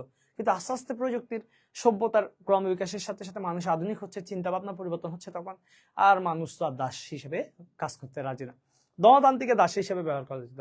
এরপর সমাজতান্ত্রিক অর্থব্যবস্থা আসলো, মিশ্র অর্থব্যবস্থা আসলো, এখন আধুনিক ইসলামী অর্থব্যবস্থা আছে, আধুনিক অর্থব্যবস্থা আছে। তো এগুলোর ক্ষেত্রে তার মানুষ দাস হিসেবে কেনা বেচা হচ্ছে না, এখন কি কেনা বেচা হচ্ছে? দ্রব্য বা সেবা। তো এই দ্রব্য বা সেবাটাই হচ্ছে এখন আমাদের আন্তর্জাতিক বাণিজ্যের সম্পর্ক তৈরি করার মূল জায়গা হচ্ছে এই দ্রব্য বা সেবা। তো এই দ্রব্য বা সেবা কেন আমরা অন্য দেশ থেকে কিনি? কারণ আমি সেটা বানাতে পারতেছি না। আমার থেকে ইউরোপ আমেরিকার দেশ তৈরি পোশাক কেন কিনতেছে? কারণ আমি তৈরি পোশাক তৈরিতে আলাদা, আমার একটা বিশেষ ক্ষমতা আছে। আমি ইউরোপ আমেরিকা থেকে কেন অস্ত্র কিনতেছি? কারণ তারা অস্ত্র তৈরিতে একটা আলাদা ভাবে তারা স্পেশালিস্ট। এই স্পেশালিস্ট এটাকে বলা হয় আঞ্চলিক, এটাকে কি বলা হয়? আঞ্চলিক শ্রম বিভাগ ও বিশেষায়ন। আঞ্চলিক শ্রম বিভাগ ও বিশেষায়ন। তো আমার দেশের মানুষ কৃষি পণ্য, তৈরি পোশাক এগুলো তৈরি করতে আলাদা বিশেষ তার ক্ষমতা আছে, স্পেশালিস্ট তারা, এই যে বিশেষায়ন। এবং আমাদের দেশের মানুষ যে এই যে কাজটা করতে পারে, এটা তার শ্রমিক, যে আমাদের দেশের যে শ্রমিকগুলো আছে তারা যে এই কাজটা করতে পারে, এটাকে বলা হয় আঞ্চলিক শ্রম বিভাগ। তোমার কাছে 10টা মানুষ আছে, কেমন? তোমার কাছে 10টা মানুষ আছে, একজনকে এক একটা কাজ দিলা, এই যে আলাদা ব্যক্তি দিয়ে আলাদা আলাদা যে কাজ করানো হয়, এটাকে বলা হয় শ্রম বিভাগ। যেটা ধারণা দিয়েছে হচ্ছে অ্যাডাম স্মিথ শ্রম বিভাগের ধারণা দিয়েছে যে আলাদা আলাদা ব্যক্তিকে দিয়ে আলাদা আলাদা করে কাজ করা। মনে করে একজন কি করতে পারে? একজন হচ্ছে পড়াতে পারে, তাকে পড়ানোর কাজ দিচ্ছ। একজন চিকিৎসা করতে পারে, তাহলে চিকিৎসা দেওয়া কাজ করাচ্ছ। যাকে দিয়ে আলাদা আলাদা ব্যক্তিকে দিয়ে আলাদা আলাদা কাজ করানোটা হচ্ছে শ্রম বিভাগ। তো আমার দেশের মানুষ তৈরি পোশাক তৈরিতে আলাদা স্পেশালিস্ট, এটাকে বলা হচ্ছে আঞ্চলিক শ্রম বিভাগ। আমি কাপড় তৈরিতে স্পেশালিস্ট, একজন পড়াইতে স্পেশালিস্ট, একজন ডাক্তারি করতে স্পেশালিস্ট, একজন অস্ত্র তৈরিতে স্পেশালিস্ট। আলাদা আলাদা মানুষ আলাদা আলাদা যে কাজ করতে পারে, এটাকে বলা হয় শ্রম বিভাগ। এবং এক দেশের মানুষ যে আলাদাভাবে ওই জিনিসের উপর দক্ষ, সেটাকে বলা হয় আঞ্চলিক শ্রম বিভাগ ও বিশেষায়ন। আঞ্চলিক শ্রম বিভাগ ও বিশেষায়ন, এটা হচ্ছে আন্তর্জাতিক বাণিজ্যের মূল ভিত্তি। যার কারণে কি হচ্ছে, যে যেটা ভালো বানাইতে পারে সে সেটা বানাচ্ছে, এবং যেটা বানাতে পারে না সে বিদেশ থেকে সেটা কিনে নিচ্ছে। এই কেনা বেচা হচ্ছে আঞ্চলিক শ্রম বিভাগের কারণে। এরপর এখন আন্তর্জাতিক বাণিজ্য করতে চাইলে কিভাবে করা যাবে? হয় তোমাকে আমদানি করতে হবে, নাহলে রপ্তানি করতে হবে। তো আমদানি কি? আমদানি হচ্ছে ক্রয় করা, বিদেশ থেকে পণ্য ক্রয় করা হচ্ছে আমদানি। আর রপ্তানি কি? বিদেশে পণ্য বিক্রয় করা। এটা আমরা সবাই জানি, কেমন? তো আমদানি রপ্তানি যখন করতে যাচ্ছ, তখন সেক্ষেত্রে অনেক সময় সরকার কোনো বাধা দেয় না। বাধা না দিলে সেটা হচ্ছে অবাধ। আর যখন সরকার বিভিন্ন ধরনের ব্যবস্থা নিবে, এটা আমদানি করা যাবে, এটা আমদানি করা যাবে না, এরকম কোনো ব্যবস্থা দিলে সেটা হচ্ছে নিয়ন্ত্রিত বা তোমার হচ্ছে সংরক্ষিত বাণিজ্য বা নিয়ন্ত্রিত বাণিজ্য বা সংরক্ষিত বাণিজ্য বা নিয়ন্ত্রিত। তাহলে অবাধ বাণিজ্য কোনটা? যেটা নিয়ে সরকারি বিধি নিষেধ থাকে না। বিধি নিষেধ থাকে না। কেন বিধি নিষেধ নাই? তোমার ইচ্ছা মতো দ্রব্য বা সেবা তুমি অবাধে ক্রয় বিক্রয় করতে পারবা। আর যখন বিধিনিষেধ থাকে, যখন তোমার বিধিনিষেধ থাকবে, তখন সেটাকে বলা হয় সংরক্ষিত বা নিয়ন্ত্রিত। অর্থাৎ এখানে তুমি ইচ্ছা মতো যা ইচ্ছা তা বিক্রি করতে পারবে না, সরকার থেকে যেগুলো ঠিক করে দিবে সেগুলো বিক্রি করবে, এবং সরকারকে বিভিন্ন ধরনের শুল্ক বা ট্যাক্স এগুলো তোমাকে দিতে হবে। এক্ষেত্রে তোমার থেকে সরকার কোনো ট্যাক্স দিবে না। এটা হচ্ছে তোমার আন্তর্জাতিক বাণিজ্যের প্রকার। এটাকে বলা হয় নিয়ন্ত্রণের ভিত্তিতে। কেমন? নিয়ন্ত্রণের ভিত্তিতে বাণিজ্য হচ্ছে, নিয়ন্ত্রণের ভিত্তিতে হচ্ছে আন্তর্জাতিক বাণিজ্য হচ্ছে দুই ধরনের হবে। এক ক্ষেত্রে সরকার কোনো বাধা দিবে না, মনে করো আমি কলমটা বিক্রি করতেছি, সরকার আমাকে কোনো বাধা দিচ্ছে না, ট্যাক্স কিছু নিচ্ছে না, বলে যে তুমি বিক্রি করো, তোমার ইচ্ছা মতো তুমি বিক্রি করতে পারবে, এটা হচ্ছে অবাধ বাণিজ্য। আর আমি বিক্রি করতে যাচ্ছি, সরকার বলতেছে না এটা বিক্রি করতে গেলে ট্যাক্স দিতে হবে, বা এটা বিক্রি করতে পারবা না, এরকম যদি বাধা নিষেধ থাকে তখন সেটা হচ্ছে নিয়ন্ত্রিত বা সংরক্ষিত বাণিজ্য। বুঝতে পারছি কিনা বলতো একটু? আফ্রিকা থেকে ইউরোপ এবং আমেরিকায় দাস বিক্রয়ের মাধ্যমে শুরু হচ্ছে। লেট করে ফেললাম, কোনো সমস্যা নেই, রেকর্ডেড থাকবে, পরে দেখে নিতে পারবে। লিখতে সময় ওভার হিস্ট্রি লিখে ফেলি। না না, এত বেশি লেখালেখি করলে হবে না, একদম বুঝে বুঝে লিখতে হবে। কিভাবে সিকিউ লিখবো সেটা নিয়ে আমরা আলোচনা করব। তাহলে এই যে আন্তর্জাতিক বাণিজ্য দিয়ে যে বেসিক কথাবার্তাগুলো বললাম, বুঝতে পারছো কিনা বলো? এগুলো আমাদের একদম মধ্যে শুরুতেই আছে যে আন্তর্জাতিক বাণিজ্যের এটা কোথায় থেকে আসছে। বলছে বাণিজ্যবাদীদের ধারণা থেকে বাণিজ্যের ধারণার উৎপত্তি। আন্তর্জাতিক বাণিজ্যের সূত্রপাত হয়েছে ইউরোপ থেকে আফ্রিকা এবং আমেরিকায় দাস বিক্রয়ের মাধ্যমে। মূল ভিত্তি হচ্ছে আঞ্চলিক শ্রমিক ও বিশেষীকরণ। এটা হচ্ছে দুইটা, একটা রপ্তানি, একটা হচ্ছে আমদানি। বিক্রি করাটা হচ্ছে রপ্তানি আর ক্রয় করাটা হচ্ছে আমদানি। যদি নিয়ন্ত্রণের ভিত্তিতে, নিয়ন্ত্রণের দৃষ্টিকোণ থেকে যদি বাণিজ্যের কথা বলি, তাহলে দুই ভাগ, একটা হচ্ছে অবাধ আর একটা হচ্ছে সংরক্ষিত। অবাধ বাণিজ্য কোনটা? কোনোরূপ বিধিনিষেধ বা নিয়ন্ত্রণ আরোপ থাকে না। কেমন? এখানের মধ্যে কোনো বিধিনিষেধ, কোটা, আমদানি, রপ্তানি, শুল্ক এগুলো কিছুই থাকে না। আর তোমার যদি সরকার বিভিন্ন ধরনের বিধিনিষেধ, কোটা টোটা বিভিন্ন আরোপ করে, বিধিনিষেধ আরোপ করে, তবে সেটা হচ্ছে সংরক্ষিত বাণিজ্য। এখানে হচ্ছে একটা নির্দিষ্ট সময় বিবেচ্য হতে হবে, কমপক্ষে দুইটা দেশ, এক বা একাধিক দ্রব্য থাকতে হবে, স্বাধীন এবং সার্বভৌম দেশ হতে হবে, পৃথক সরকার মুদ্রা ব্যবস্থা থাকতে হবে, দুটি পৃথক বাণিজ্য নীতি থাকতে হবে, পণ্য বা সেবা বিনিময়ে লিখিত চুক্তি থাকতে হবে। এই যে লিখিত চুক্তি না, অবশ্যই যেহেতু এটা আইনগত প্রক্রিয়ায় হয়, যেহেতু আইনগত প্রক্রিয়ায় হয় এবং সরকারের, একটা দেশের সরকারের সাথে আরেকটা দেশের সরকারের সম্পর্ক, তো সেক্ষেত্রে এটা অবশ্যই লিখিত চুক্তি রাখতে হবে। এখানে তুমি তো তোমার এলাকার আশেপাশে যে কলমটা ক্রয় করো বা কাগজ ক্রয় করো, বই আমার থেকে যে বই কিনছো, এখানে কোনো লিখিত চুক্তি হয়েছে? হয় নাই তো। তো সেক্ষেত্রে অভ্যন্তরীণ বাণিজ্যে কোনো চুক্তি লাগে না, ধারে নগদে যে কোনো সময় যেভাবে ব্যাংকের মাধ্যমে যে কোনো লেনদেন করতে পারতেছো, ধারে নগদে ব্যাংকে যে কোনো ওয়েতে করতে পারতেছো। ঠিক আছে? এই যে তোমরা কিন্তু আমার থেকে বইটা নিচ্ছ কিন্তু মোবাইল ব্যাংকিং এর মাধ্যমে, মোবাইল ব্যাংকিং, বিকাশে বা নগদে টাকা পাঠানোর মাধ্যমে, যেটা বলে মোবাইল ব্যাংকিং। ঠিক আছে? তো ব্যাংকের মাধ্যমে বা তোমার অনেকে ব্যাংক বুঝে না, এই যে তুমি মোবাইলে টাকা পাঠাচ্ছ, এটা মোবাইল ব্যাংকিং, এটাও একটা ব্যাংকিং সিস্টেম। তাহলে কি বললাম? কেউ নগদ বিকাশে করে, মানে ব্যাংকের মাধ্যমে, কেউ নগদ টাকা দিয়ে, কেউ দাঁড়ে তো কে নিতে পারতেছে না, যদিও এরকম দাঁড়ে নিয়ে না, অনেক সময় যে কোনো ভাবে নিতে পারে অভ্যন্তরীণের ক্ষেত্রে, অভ্যন্তরীণ। কিন্তু বিদেশের সাথে লেনদেন করলে এগুলো পারবে না, তুমি ধারে পরে দিয়ে দিবা বললেও মানবে না। লিখিত চুক্তি থাকতে হবে এবং আইনগত প্রক্রিয়ার মাধ্যমে হবে। এগুলো হচ্ছে বেসিক কথাবার্তা, আশা করি বুঝাতে পারছি। হ্যাঁ ভাইয়া, বুঝতে পারছি। ওকে, এবার আসো। এবার তাহলে যদি তোমাকে আমি জিজ্ঞেস করি যে আন্তর্জাতিক বাণিজ্য কি বাংলাদেশে কি আজকে প্রথম হচ্ছে, বা 2025 সালে এসে নতুন করে হচ্ছে, নাকি 1971 সাল থেকে হচ্ছে? অবশ্যই 1971 সাল থেকে হচ্ছে। তাহলে আগেও হয়তো এখনো হচ্ছে। তাহলে কি পরিবর্তনটা আসছে? যে আমরা 1971 সালে যে বাণিজ্য করতাম, আমরা 1971 সালে স্বাধীন হবার পর তখনও বাণিজ্য করতাম, আজকে 2025 সাল এখনো বাণিজ্য করি। তাহলে এখানের মধ্যে কি আসলে পরিবর্তনটা আসছে? আমাদের কি পরিবর্তনটা আসছে? আগে আমরা নিজেরা খেতে পারতাম না, আমরা শুধু বিদেশ থেকে আমদানি করতাম, আমদানি করলে সেটা আন্তর্জাতিক বাণিজ্য, বিক্রি করলে সেটা আন্তর্জাতিক বাণিজ্য। আগে আমরা বেশি আমদানি করতাম, রপ্তানি করতাম খুব কম, এখন আমরা রপ্তানি করছি। কি রপ্তানি করছি?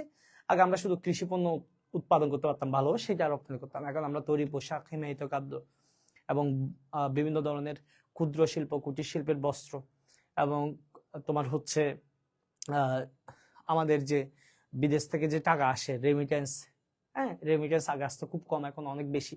এই যে পরিবর্তনগুলো যে আসছে, সেটাকে বলা হচ্ছে আন্তর্জাতিক বাণিজ্যের পরিবর্তনের দ্বারা। এখানে যে আমাদের দ্বিতীয় টপিক ছিল, সেটা হচ্ছে কি? আন্তর্জাতিক বাণিজ্যের পরিবর্তনের দ্বারা।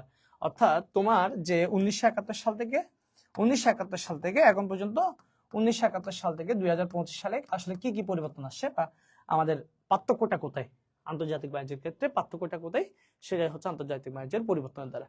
তো সেটা নিয়ে একটু আলোচনা করি। এমসিকিউ গুলো নিজেরা পারবা যদি বুঝতে পারো। ও আচ্ছা, এখানে একটা কথা বলি, আমদানি রপ্তানির ক্ষেত্রে একটা বিষয় আছে। আমদানি রপ্তানির ক্ষেত্রে পরিবর্তনের ধারা বলার আগে এই জিনিসটা একটু বুঝিয়ে দিচ্ছি।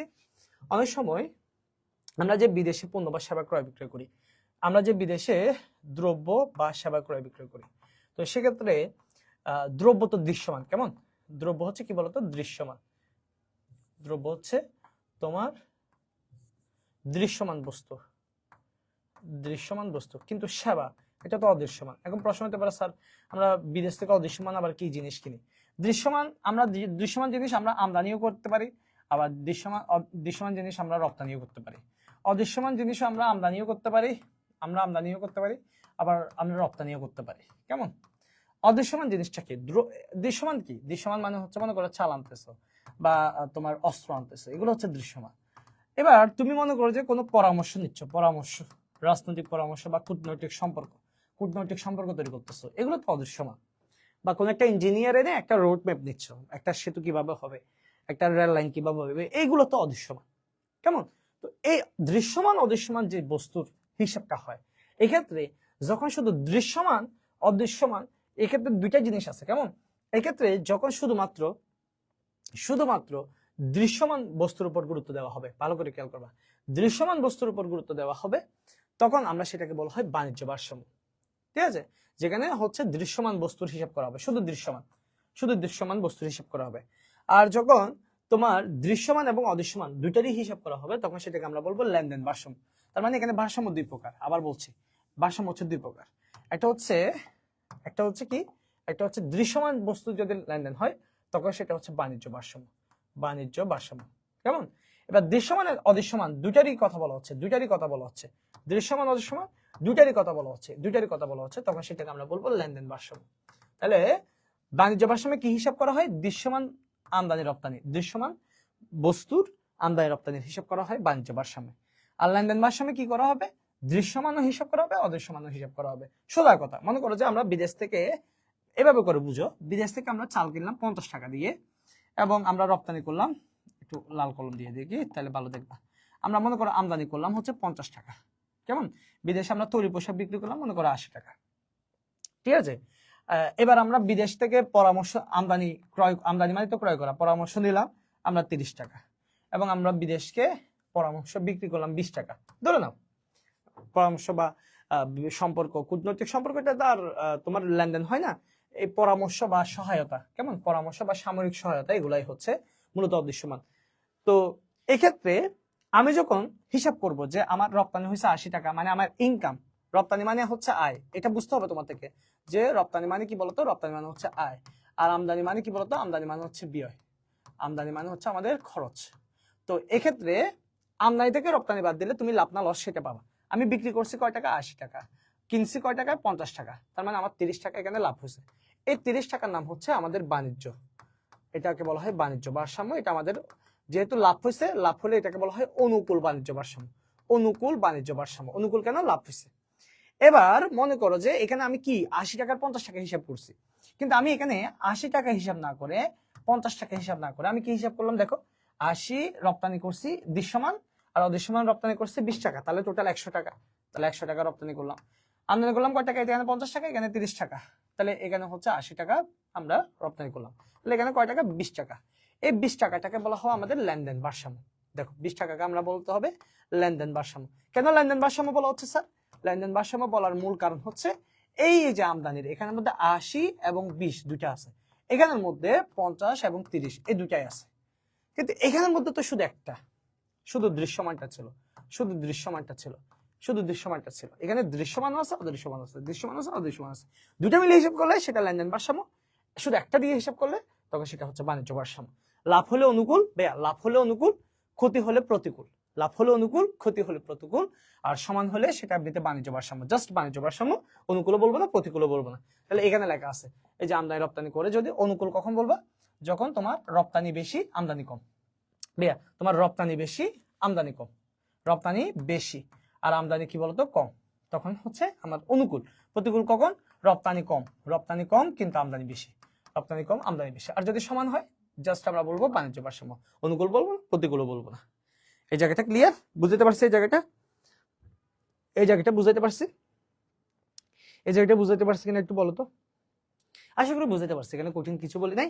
এবার আসো আমরা যে ব্যবসা বাণিজ্য যে করতেছি, বিদেশের সাথে এত বছর ধরে ব্যবসা করতেছি না, আমাদের আসলে চেঞ্জটা হয়েছে কোথায়? আমরা কি শুধুমাত্র আমরা যে ব্যবসা বাণিজ্যটা করছি সেখানের মধ্যে আমরা আগের মতো লস দিয়ে যাচ্ছি, নাকি লাভ হচ্ছে, বা কি আগে কি করতাম, আগে কি বিক্রি করতাম, এখন কি বিক্রি করি, সেটা একটু এখান থেকে যদি দেখো তাহলে বুঝতে পারবা। এই যে রপ্তানি দ্রব্যের পরিবর্তন, কেমন রপ্তানি দ্রব্যের পরিবর্তন। আগে আমরা বোধহয় শুধুমাত্র পাট, ঠিক বুঝতে পারছো, এই যে পাট, চা, চামড়া এগুলো বিক্রি করতাম আগে, কিন্তু এখন অনেক জিনিস বিক্রি করি, হস্তজাত দ্রব্য বিক্রি করি, তৈরি পোশাক বিক্রি করি, শাকসবজি, ফলমূল। আগে তো আমরা খাবার জন্য খাদ্য পাইতাম না, এখন বিক্রি করি, হিমায়িত খাদ্য বিক্রি করি, তারপর হচ্ছে ফলমূল বিক্রি করি, পান সুপারি, এগুলো আমরা বিক্রি করতে পারি এখন। রপ্তানি দ্রব্যের পরিবর্তন। অপার্য দ্রব্য, অপার্য দ্রব্য কেন বলা হচ্ছে? আগে শুধুমাত্র বিশেষ করে সব থেকে বেশি বিক্রি করতাম পাট, পাট ছাড়া আর কিছু বিক্রি করা তেমন বেশি অপশন ছিল না। তো এখন তো আর পাট বিক্রি করতেছে না, এখন তো অনেক বেশি অন্যান্য জিনিসও বিক্রি করতেছে, তৈরি পোশাক বিক্রি করতেছে, এই জন্য অপার্য দ্রব্যের রপ্তানি বৃদ্ধি। অপ্রচলিত কি জিনিস সেটা পরে বুঝবা। এটা হচ্ছে তোমার পাট, চা, চামড়া, যেগুলো আগে করতাম সেগুলোকে বলা হয় প্রচলিত, আর যেগুলো আগে করতাম না কিন্তু এখন বিক্রি করতেছি এগুলোকে বলা হয় অপ্রচলিত। জাস্ট একটু পরে দেখবা, ওরা আবার যখন ডিটেলস বলবো তখন আরো ভালো বুঝবা। শিল্পজাত দ্রব্যের রপ্তানি বৃদ্ধি। আগে আমরা শিল্পজাত দ্রব্যগুলো কিনে আনতাম বিদেশ থেকে, এখন আমরা রপ্তানি করতে পারতেছি। বিলাসজাত দ্রব্যের আমদানি হ্রাস। আগে শুধু এসি, ফ্রিজ, টিভি এগুলো শুধু বিদেশ থেকে কিনতাম, গাড়ি টাড়ি এগুলো সব কিনতাম বিদেশ থেকে, এখন সেগুলো আমরা কি করতেছি? এখন আর কিনতেছি না, আমদানি করতেছি না, এখন দেশের ভিতরে বানাচ্ছে, তো এই জন্য আমদানি হ্রাস পাচ্ছে। এরপর বৈদেশিক বাণিজ্য বিকেন্দ্রীকরণ। এখান থেকে সব থেকে যেটা বেশি, এই যে এই জিনিসগুলো মনে রাখবা, এই জিনিসগুলো মোস্ট ইম্পর্টেন্ট, যে সার্কভুক্ত দেশের সাথে বাণিজ্য সম্পর্ক। এই যে সার্কের কিন্তু বাংলাদেশ টোটাল কয়টা দেশ আছে? 8টা দেশ আছে। হ্যাঁ, এই 8টা দেশ, দেখো সার্ক নিয়ে অনেক তোমার হচ্ছে ভার্সিটিতে জিকে হয়, তো ভার্সিটিতে তুমি যে জিকেটা হয় এই সার্ক নিয়ে, এই সার্কের জিকে গুলো তুমি পড়ে ফেলো না। এটা হচ্ছে দক্ষিণ এশিয়ার কিছু দেশের মধ্যে যে কোলাবোরেশন, কেমন বিভিন্ন সময়ে বিভিন্ন সমস্যার সমাধানের জন্য তাদের মধ্যে যে কোলাবোরেশন, সেগুলো এরকম 8টা দেশের যে সম্পর্ক সেটা বলা হয় সার্ক। এটা নিয়ে ভার্সিটিতে প্রশ্ন আসে, তো সার্ক নিয়ে জানতে পারো। আমাদের দেশের সাথে এই যে সার্কের কিন্তু যে প্রতিষ্ঠা সেটা কিন্তু বাংলাদেশ থেকে মূলত তৈরি হয়েছে। তো সার্ক ভুক্ত দেশের সাথে বাণিজ্য সম্পর্ক। এরপর জনশক্তি রপ্তানি। আমরা বিদেশে কিন্তু প্রচুর পরিমাণ বিদেশি মানুষ কাজ করে, যেখান থেকে রেমিটেন্স তোমার পাঠায়। তো আন্তর্জাতিক বাণিজ্যের সব থেকে গুরুত্বপূর্ণ বৈশিষ্ট্য হচ্ছে এটা, যে জনশক্তি রপ্তানি। এটা হচ্ছে আমাদের সব থেকে গুরুত্বপূর্ণ বৈশিষ্ট্য, যে আন্তর্জাতিক বাণিজ্যের সবচেয়ে গুরুত্বপূর্ণ বৈশিষ্ট্য কি? জনশক্তি রপ্তানি। আমরা প্রচুর মানুষ বিদেশে কাজ করে আমাদের বাংলাদেশে, এবং তারা যে বিদেশ থেকে যে টাকাটা পাঠায় তাদের জন্য কিন্তু একটা কি বানাইছে? ওয়েজেস। ওয়েজেস মানে হচ্ছে তোমার মজুরি বা টাকা, তাদের যে ইনকাম, তাদের যে ইনকাম সেটার জন্য একটা অনার্স স্কিম বানাইছে বাংলাদেশ সরকার, যেখানে তোমার নামে টাকা জমা থাকবে, যখন তুমি বিদেশ থেকে চলে আসবে এটা তোমাকে সরকার তোমার তোমার টাকাটা তোমাকে দিয়ে দিবে। ওয়েজ অনার্স স্কিম, এটা কত সাল হয়েছে? 75 সাল থেকে চালু হয়েছে। এই জায়গাটা মনে রাখবা যে ওয়েজ অনার্স স্কিম কখন চালু হয়? 1975 সালে। খুবই গুরুত্বপূর্ণ। এই যে বিদেশে কর্মরত নাগরিকের আয় দেশে সহজে আনা এবং কাজে লাগানোর যে স্কিম, সেটা হচ্ছে ওয়েজ অনার্স স্কিম। বিদেশ থেকে টাকা আনার জন্য এই স্কিমটা বানানো হয়েছে। এরপর তোমার হচ্ছে স্বল্প সংখ্যক দেশে অধিক আমদানি রপ্তানি। মানে আমরা দেশ খুব অল্প দেশের সাথে ব্যবসা বাণিজ্য করি কিন্তু অনেক আমদানি রপ্তানি করি, এটা বোঝাতে চাইছে। এরকম গুরুত্বপূর্ণ এখানে জনশক্তি রপ্তানি এবং ওয়েজ অনার্স স্কিম, এই দুইটা বেশি ইম্পর্টেন্ট। যে ওয়েজ অনার্স স্কিম একটা, আর হচ্ছে জনশক্তি রপ্তানি, দুইটা একটু বেশি এমসিকিউর জন্য দেখবে, বাকিগুলা নিজের মতো করে ইয়ে করবা। এখানে পরীক্ষা একটা জিনিস আসতে পারে যে বাংলাদেশ সব থেকে বেশি তোমার আমদানি করে কোথায় থেকে? বেশি আমদানি করা হচ্ছে চীন থেকে, আর বেশি রপ্তানি করা হচ্ছে, বেশি আমদানি করে কোথায় থেকে বলতো? চীন থেকে। আর রপ্তানি করা হচ্ছে আমেরিকায় বা যুক্তরাষ্ট্র। আমেরিকা বা যুক্তরাজ্য না, কিন্তু যুক্তরাষ্ট্র। এখন যুক্তরাষ্ট্র যদি না থাকে তখন তুমি ইইউ দিতে পারো, ইউরোপিয়ান ইউনিয়ন দিতে পারো। যদি প্রশ্নে যুক্তরাষ্ট্র না থাকে তাহলে ইইউ দিতে পারো, ইইউ, ইউরোপিয়ান ইউনিয়ন। ইউরোপের দেশগুলোতে আমরা বেশি করে রপ্তানি আয় এবং আমদানি করি চীন থেকে। বিদেশ থেকে আমরা চীন থেকে বেশি আমদানি করি। তো এই ছিল হচ্ছে পরিবর্তন। আমরা যে আগে বাণিজ্য করতাম শুধু পাট, এখন আমরা পাটের সাথে সাথে তৈরি পোশাক, হিমায়িত খাদ্য, বিভিন্ন ধরনের দ্রব্য বিক্রি করছি। এরপর হচ্ছে আগে আমাদের ওয়েজ অনার্স স্কিম ছিল না, কিন্তু এখন ওয়েজ অনার্স স্কিম আছে, বিদেশ থেকে টাকা আনার এবং ব্যবহার করার একটা সুযোগ আছে। এরপর হচ্ছে আমাদের সব থেকে গুরুত্বপূর্ণ যেটা বৈশিষ্ট্য, সেটা হচ্ছে জনশক্তি রপ্তানি করতে পারতেছি এবং শিল্পজাত দ্রব্য রপ্তানি করতেছি। এরপর বিলাসজাত দ্রব্য, যেগুলো আগে কিনে আনতাম সেগুলো এখন দেশের ভিতরে উৎপাদন হচ্ছে, ফলে আর আমদানি করতে হচ্ছে না, আমদানি হ্রাস করবে। এগুলো হচ্ছে পরিবর্তন। রিডিং পড়ে নিবা, জাস্ট বাকিটা নিজের মতো করে পড়ে ফেলবা। এমসিকিউ গুলো নিজে নিজে সলভ করবা, খুবই সহজ, আশা করি পারবা। আসো আরেকটা গুরুত্বপূর্ণ টপিকে যাচ্ছি। আমরা যে বিদেশ থেকে আমদানি রপ্তানিটা করি, আমরা যে বিদেশ থেকে আমদানি রপ্তানি করি সেক্ষেত্রে আমরা কি কি জিনিস আমদানি করি, কি কি রপ্তানি করি, এই জায়গাটা আমাকে একটু মুখস্থ রাখতে হবে। জাস্ট এই জায়গাটা আমরা যদি মুখস্থ রাখতে না পারি, আমার জন্য কিন্তু খুবই বিপদ আছে।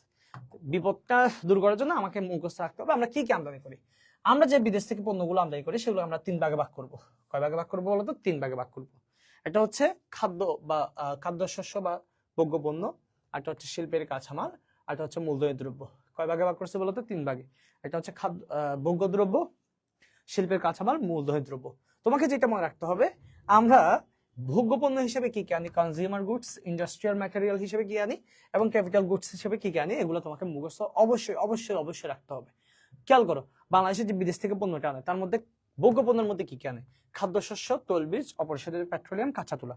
এগুলো তুমি শর্টকাট তুমি একটা নিজে নিজে চার্ট বানাবা যে কি কি আমরা বিদেশ থেকে আমদানি রপ্তানি করে থাকি, তার একটা লিস্ট।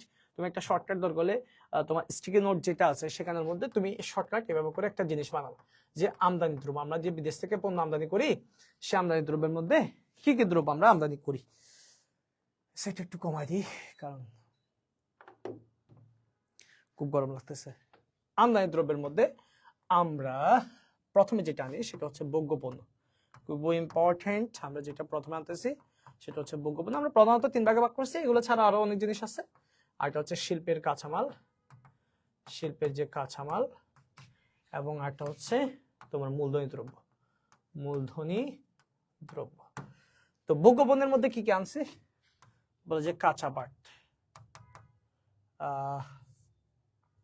খাদ্যশস্য, কেমন, এরপর তোমার হচ্ছে কাঁচা তুলা,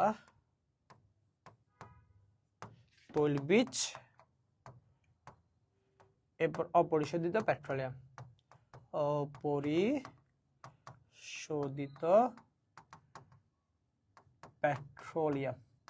অপরিশোধিত পেট্রোলিয়াম, খাদ্যশস্য, কাঁচা তুলা, তৈলবীজ, অপরিশোধিত পেট্রোলিয়াম। এই যে ভোগ্য পণ্য হিসেবে আমরা যে 3টা পণ্য আনতেছি, খাদ্যশস্য, কাঁচা তুলা, তৈলবীজ, অপরিশোধিত পেট্রোলিয়াম, খাদ্যশস্য, কাঁচা তুলা, তৈলবীজ, অপরিশোধিত পেট্রোলিয়াম। এই যে আমরা 4টা জিনিস যে লিখলাম, খাদ্যশস্য, অপরিশোধিত তোমার কাঁচা তুলা, অপরিশোধিত পেট্রোলিয়াম বা তৈলবীজ, এই 4টা জিনিস লেখার পর তোমাকে মুখস্থ করে ফেলতে হবে। এবং এখান থেকে মোস্ট ইম্পর্টেন্ট যে জিনিসটা তোমরা এখানে না লিখে আমি তোমাকে এখানে একটু লিখে দিচ্ছি। এখানের মধ্যে তোমরা একটা জিনিস লিখে রাখতে পারো, আমরা যে খাদ্যশস্যগুলো আনি সেখানের মধ্যে যে জিনিসটা বাংলাদেশে সব থেকে বেশি আনতে হয় সেটা হচ্ছে গম, যেটা আমাদের চাহিদার তুলনায় খুব কম উৎপাদন হয়। চাহিদার তুলনায় খুব কম উৎপাদন হয় কোনটা? বাংলাদেশে আসে চাহিদার তুলনায় সবচেয়ে বেশি কম উৎপাদন হয় কোনটা? সেটা হচ্ছে গম। ঠিক আছে, তো চাল, গম এগুলো ছাড়াও আমরা বিভিন্ন শাকসবজিও বিদেশ থেকে কিনে আনি, এটা মাথার মধ্যে রাখতে হবে। এরপর তৈলবীজ, বিভিন্ন তেলের যে বীজগুলো সেগুলো আমরা আনি। তো অপরিশোধিত পেট্রোলিয়াম হচ্ছে তোমার মাটির নিচ থেকে যে খনিজ পদার্থগুলো পাওয়া যায় সেগুলোকে বোঝায়। এগুলো আমি তোমাকে বললে বুঝবা না, ইউটিউবে গিয়ে জাস্ট একটা পেট্রোলিয়াম জিনিসটা কি, এবং এই পেট্রোলিয়াম একটা খনিজ সম্পদ যে মাটি থেকে তোলা হয়, এটা একটা মাটির দলার মতো। এই মাটিটা কিভাবে, এটা মাটি না আসলে, এটাকে বলা হয় খনিজ সম্পদ। কেমন, এটাকে গলানোর পর গ্যাস হয়, কেরোসিন হয়, তেল হয়, বিভিন্ন ধরনের পদার্থ আলাদা আলাদা করে নিজে বিকরণের মাধ্যমে, এটা সায়েন্টিফিক একটা প্রসেস আছে যেটার মাধ্যমে এই জিনিসগুলো আলাদা আলাদা নিজেদের মধ্যে রূপ ধারণ করে। তো এটা তুমি ইউটিউব থেকে ভিডিও দেখলে আরো ভালো বুঝবা। তো অপরিশোধিত পেট্রোলিয়াম মানে হচ্ছে যেটা কোনো ভাগে এখনো ডিভাইড করা হয় নাই। তোমাকে যখন মাটি থেকে খনিজ পদার্থটাকে গলানো হয় তখন বিভিন্ন ভাগে ভাগ হয়ে যায়, যখন গলানো হবে না তখন সেটাকে বলা অপরিশোধিত পেট্রোলিয়াম। এবং এরপর কাঁচা তুলা নিয়ে আসি বিদেশ থেকে, অপরিশোধিত পেট্রোলিয়াম নিয়ে আসি। তো এই জিনিসগুলো তোমাকে মুখস্থ রাখতে হবে। এরপর শিল্পের পণ্য হিসেবে কি কি আনি দেখো, ভোজ্য তেল, কি কি আনি বলো তো? ভোজ্য তেল, পরিশোধিত পেট্রোলিয়াম। ওই পরিশোধিত পেট্রোলিয়াম মানে হচ্ছে কি, তোমার যখন ডিজেল, পেট্রোল এগুলো আনবো তখন সেটা পরিশোধিত পেট্রোলিয়াম বা শুধু পেট্রোলিয়াম। এরপর মনে করো বিদেশ থেকে যে বিভিন্ন সার কিনে আনি, ক্লিংকার, কেমন, ক্লিংকার আমরা কিনে আনি। আচ্ছা, ক্লিংকার কি জিনিস? এখানে পরীক্ষা এমসিকিউতে খুব বেশি আসে। এটা হচ্ছে সিমেন্ট তৈরির মূল উপাদান, সিমেন্ট তৈরির মূল উপাদান। ও এখানে আছে তো, ক্লিংকার হলো সিমেন্ট তৈরির মূল উপাদান। ঠিক আছে, পাথর যখন ভাঙা হয় তখন এই পাথরগুলো থেকে মূলত ক্লিংকারটা তৈরি হয়। তো সিমেন্ট তৈরির প্রায় 95% হচ্ছে তোমার এই ক্লিংকার, যেটার নাম হচ্ছে ক্যালসিয়াম অক্সাইড, এটা হচ্ছে রাসায়নিক নাম। তো এটা হচ্ছে ক্লিংকার, সিমেন্ট তৈরির জন্য এটা আনতে হয়। এরপর সুতা, বিদেশ থেকে বিভিন্ন সুতা কিনে আনি। স্টেপল ফাইবার মানে হচ্ছে ওই যে সোফাতে, তোমরা সোফা দেখছো, সোফার ভিতরে একটা ফোম থাকে না, সোফার ভিতরে, ওই সোফার ভিতরে যে ফোমটা থাকে ফোম বানান কিরকম বলতো, এরকম ফোম। আচ্ছা যাই হোক, এই সোফার ভিতরে যে ফোমটা থাকে, এই ফোমটা এইগুলোকে বলে স্টেপল ফাইবার। তুমি এগুলো একটু গুগলে গিয়ে ছবি ছবি দেখলে ভালো থাকবে। আমার এখানেও আছে, এই আমার বোর্ডের পাশে এরকম এগুলোকে বলা, এই ধরনের একটা আলাদা ফোম আছে যেটাকে বলে স্টেপল ফাইবার। তো এগুলো আমরা কিনি, সার, ক্লিংকার, সুতা, স্টেপল ফাইবার, পেট্রোলিয়াম জিনিস, তারপর হচ্ছে বর্জ্য তেল। এগুলো তুমি যখন এখান থেকে পড়ছো তখন তুমি স্টিকি নোট আলাদা করে এটা এভাবে করে নোট করবা যে কি কি আনে আমরা তোমার শিল্পের কাঁচামাল হিসেবে। আমরা আনতেছি হচ্ছে বর্জ্য তেল, কেমন, আমরা আনতেছি হচ্ছে বর্জ্য তেল আনতেছি, আমরা আনতেছি হচ্ছে সার আনতেছি, আমরা আনতেছি হচ্ছে ক্লিংকার আনতেছি, এরপর আনতেছি হচ্ছে আমার সুতো আনতেছি, এরপর আনতেছি হচ্ছে স্টেপল ফাইবার, এরপর আনতেছি হচ্ছে পরিশোধিত পেট্রোলিয়াম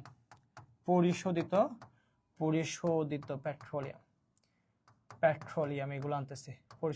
আচ্ছা পরিশোধিত পেট্রোলিয়াম না লিখে জাস্ট পেট্রোলিয়াম লিখলে হচ্ছে, পেট্রোলিয়াম নিয়ে আসতেছি। তাহলে এগুলো হচ্ছে আমরা বিদেশে শিল্পের কাঁচামাল হিসেবে আনতেছি শিল্প প্রতিষ্ঠানের জন্য। আর মূল্যায়ন দ্রব্য হিসেবে বিভিন্ন যে যন্ত্রপাতি বা রেল ইঞ্জিন বা ইঞ্জিন যাই বলো না কেন, এই জিনিসগুলোকে বলা হয় যে যন্ত্রপাতি, ইঞ্জিন, এগুলোকে বলা হয় মূল্যায়ন দ্রব্য। এগুলো হচ্ছে তোমার এখান থেকে যদি একটু দেখো তাহলে আর একটু ভালো বুঝবা যে মূল্যায়ন দ্রব্য হিসেবে আমরা কি কি আনি। মূল্যায়ন দ্রব্য হিসেবে তোমার হচ্ছে এই যে কলকজ্জা, যন্ত্রপাতি, যন্ত্রাংশ, কৃষি যন্ত্রপাতি, মোটর গাড়ি, রেল গাড়ি, ইঞ্জিন, এগুলো আমরা বিদেশ থেকে আমদানি করি। এগুলো ছাড়াও কি কি আমদানি করি দেখো, চিনি, শিশু খাদ্য, সিগারেট, তামাক, সিল্ক, বস্ত্র, কয়লা, কেরোসিন তেল, টায়ার, টিউব, রাবার জার, টিউটিন, ড্রাইসেল, ব্যাটারি, ব্রেকওয়েল, এগুলো হচ্ছে এক একটা দ্রব্য আর কি। বল, বিয়ারিং, বৈদ্যুতিক বাল্ব, মোটরসাইকেল, স্কুটার, ঘড়ি, radio, television, refrigerator, air cooler, বই, পত্রিকা, চলচ্চিত্র, এক্সরে ফিল্ম, তোমার হচ্ছে ইত্যাদি হচ্ছে আমরা বিদেশ থেকে আমদানি করি। তাহলে কি আমদানি করি না সেটা একটা প্রশ্ন না, সব কিছু আমদানি করতে হয়, আবার সবকিছু দেশেও তৈরি হয়। তো যখন চাহিদার চেয়ে তোমার বাজারে যে চাহিদা তখন এটা ফিল আপ করা যায় না, তখন বিদেশ থেকে আমদানি করতে হয়। এগুলো বাংলাদেশেও উৎপাদন হয়, বাট যখন চাহিদার সাথে তোমার কি করা যায় না, চাহিদার সাথে যখন মিলানো যাবে না, অ্যাডজাস্ট করা যাবে না, তখন বিদেশ থেকে কিনে আনতে হয়। ঠিক আছে, তো বিদেশের মধ্যে আমরা সব থেকে বেশি আনি হচ্ছে চীন থেকে, এরপর আনি আমাদের পার্শ্ববর্তী দেশ ভারত থেকে, এরপর বাকি অন্য দেশ থেকে আমরা নিয়ে আসি। এখন পরীক্ষা যদি আসে বাংলাদেশ সব থেকে বেশি কোথায় থেকে আমদানি করে, তাহলে তুমি উত্তর দেখাবা চীন। এটা পরীক্ষা এমসিকিউতে আসে। তো এই হলো আমদানি নিয়ে কথাবার্তা। আমরা দেখা যাচ্ছে অনেক কিছু আমদানি করি। প্রশ্ন হচ্ছে আমদানি করলে দেশের টাকা বিদেশে চলে যায়, দেশের রিজার্ভ কমে যায়। দেশে তুমি যখন চীন থেকে আনতেছো তখন তোমাকে চীনের যে মুদ্রা, সে মুদ্রা তোমার দেশের ভিতরে যেটা রিজার্ভ সেটাকে বলা হয় বৈদেশিক মুদ্রা রিজার্ভ। এই দেখো বৈদেশিক মুদ্রা রিজার্ভ একটা বলি না, সেটা কি জানো? মনে করে ইন্ডিয়ার 500 কোটি টাকা বাংলাদেশের ভিতরে আছে। এই আমাদের দেশে ডলার পাওয়া যায় না? খবর নিয়ে দেখবো আমাদের দেশে ডলার পাওয়া যায়। ডলারটা কার? যুক্তরাষ্ট্রের না? তো যুক্তরাষ্ট্রের ডলার আমার দেশের মধ্যে রয়েছে, অর্থাৎ যুক্তরাষ্ট্রের টাকা আমি আমার কাছে রেখে দিছি, এটাকে বলা হয় বৈদেশিক মুদ্রা রিজার্ভ। এখন আমি যদি যুক্তরাষ্ট্র থেকে কিনতে যাই, ওর টাকা ওকে দিয়ে দিতে হবে না? ডলার ওকে ফেরত দিতে হবে না? ও তার টাকা নিবে না, বাংলাদেশের টাকা নিবে না, ও নিবে ডলার। তাহলে ওর টাকা ওকে দিয়ে দিলে রিজার্ভটা কমে যাবে, আমদানি করলে রিজার্ভ কমে যায়। আর বিক্রি করতে পারলে রিজার্ভটা আসে। যখন বিক্রি করতেছে ও আমাকে ডলার দিচ্ছে না, সেটা আমার দেশে জমা হচ্ছে। তো আমদানি করলে রিজার্ভ কমে যায়, আর রপ্তানি করলে রিজার্ভ বেড়ে যায়। এই জন্য মানুষ সবসময় রপ্তানি করতে চায়। এখন প্রশ্ন হচ্ছে আমরা কি রপ্তানি করি?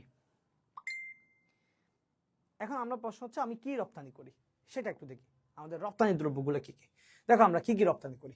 তো আমরা যে রপ্তানিগুলো করি সেগুলোকে বেসিক্যালি দুই ভাগে ভাগ করা হয়েছে। এটা ছাড়াও আরেকটা সিস্টেম আছে যেখানে অন্যভাবে চিন্তা করা হয়। মূল জায়গাটা বলি দিই তোমাদেরকে। আমরা যে এখন বিদেশে রপ্তানি করি, পণ্যগুলো বিক্রি করি, সেগুলো বেসিক্যালি দুইটা। একটা হচ্ছে আগে রপ্তানি করতাম, এখনো করি। আর কিছু দ্রব্য আছে যেটা আগে করতাম না কিন্তু বর্তমানে করতেছি। আগে বিক্রি করতাম না, কিন্তু আগে আমরা খেতে পারতাম না, আমরা কিভাবে বিক্রি করব। এখন আমরা খেতে পারতেছি এবং দেশে বেশি বেশি উৎপাদন হচ্ছে, এর জন্য বিদেশে বিক্রি করতে পারতেছি। এরকম কিছু দ্রব্য আছে যেগুলা আগেও বিক্রি করতাম, কথাটা সুন্দর, যেগুলা আগেও করতাম প্লাস এখনো করতেছি, সেগুলোকে বলা হয় প্রচলিত দ্রব্য। আর যেগুলো বর্তমানে করতেছি বাট আগে করতে পারতাম না, শুধু এখন বর্তমানে রিসেন্টলি মানে কি 2010 সালের পর বা 2000 সালের পর থেকেই মূলত, হ্যাঁ, তখন সেগুলোকে বলা হচ্ছে অপ্রচলিত দ্রব্য। অর্থাৎ এগুলো আগে প্রচলিত ছিল না, বর্তমানে বিক্রি হচ্ছে, এরকম। তো বেসিক্যালি এই দুই ভাগে ভাগ করছে, প্রচলিত অপ্রচলিত। তো এই প্রচলিত অপ্রচলিতের মধ্যে কিছু দ্রব্য আছে না যেগুলো কৃষি থেকে পাওয়া যায়, আর কিছু হচ্ছে শিল্প থেকে পাওয়া যায়। কৃষি থেকে যেগুলো পাওয়া যায় এগুলোকে বলা হয় প্রাথমিক দ্রব্য, শিল্প থেকে যেগুলো পাবে এগুলো শিল্পজাত দ্রব্য। তো প্রাথমিক দ্রব্যের মধ্যে কি কি থাকে বলতো? যেগুলো কৃষি থেকে, হিমায়িত খাদ্য, চা, হিমায়িত খাদ্য মানে কি? চিংড়ি, কেমন, সাপ, কেমন, এগুলো হচ্ছে তোমার কৃষি থেকে পাচ্ছি। তারপর চা, কৃষিজাত পণ্য, কাঁচা পাট, এগুলো হচ্ছে তোমার প্রাথমিক যেগুলো কৃষি থেকে পাচ্ছি।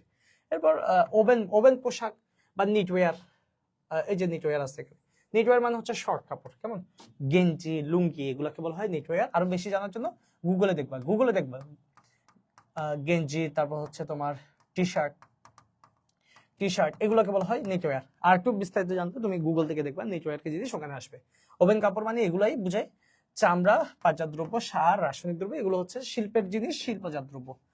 তো বেসিক্যালি প্রাথমিক দ্রব্য আর শিল্পজাত দ্রব্য এগুলোর মধ্যে কিছু জিনিস আছে যেগুলো আগেও বিক্রি করতাম, এখনো করি, এগুলো প্রচলিত। যেগুলো আগে করতাম না, এখন করতেছি, সেগুলো অপ্রচলিত। তোমাকে এই এই দুইটা জিনিস বুঝতে হবে। যে কিন্তু এটা এমসিকিউর জন্য লাগবে, এই জায়গাটা তোমার এমসিকিউর জন্য, তুমি একটু এই জায়গাটা লিখে রাখো যে এটা এমসিকিউর জন্য, এই জায়গাটা জাস্ট এমসিকিউর জন্য, এই জায়গাটা জাস্ট এমসিকিউর জন্য, আর কিছুর জন্য না।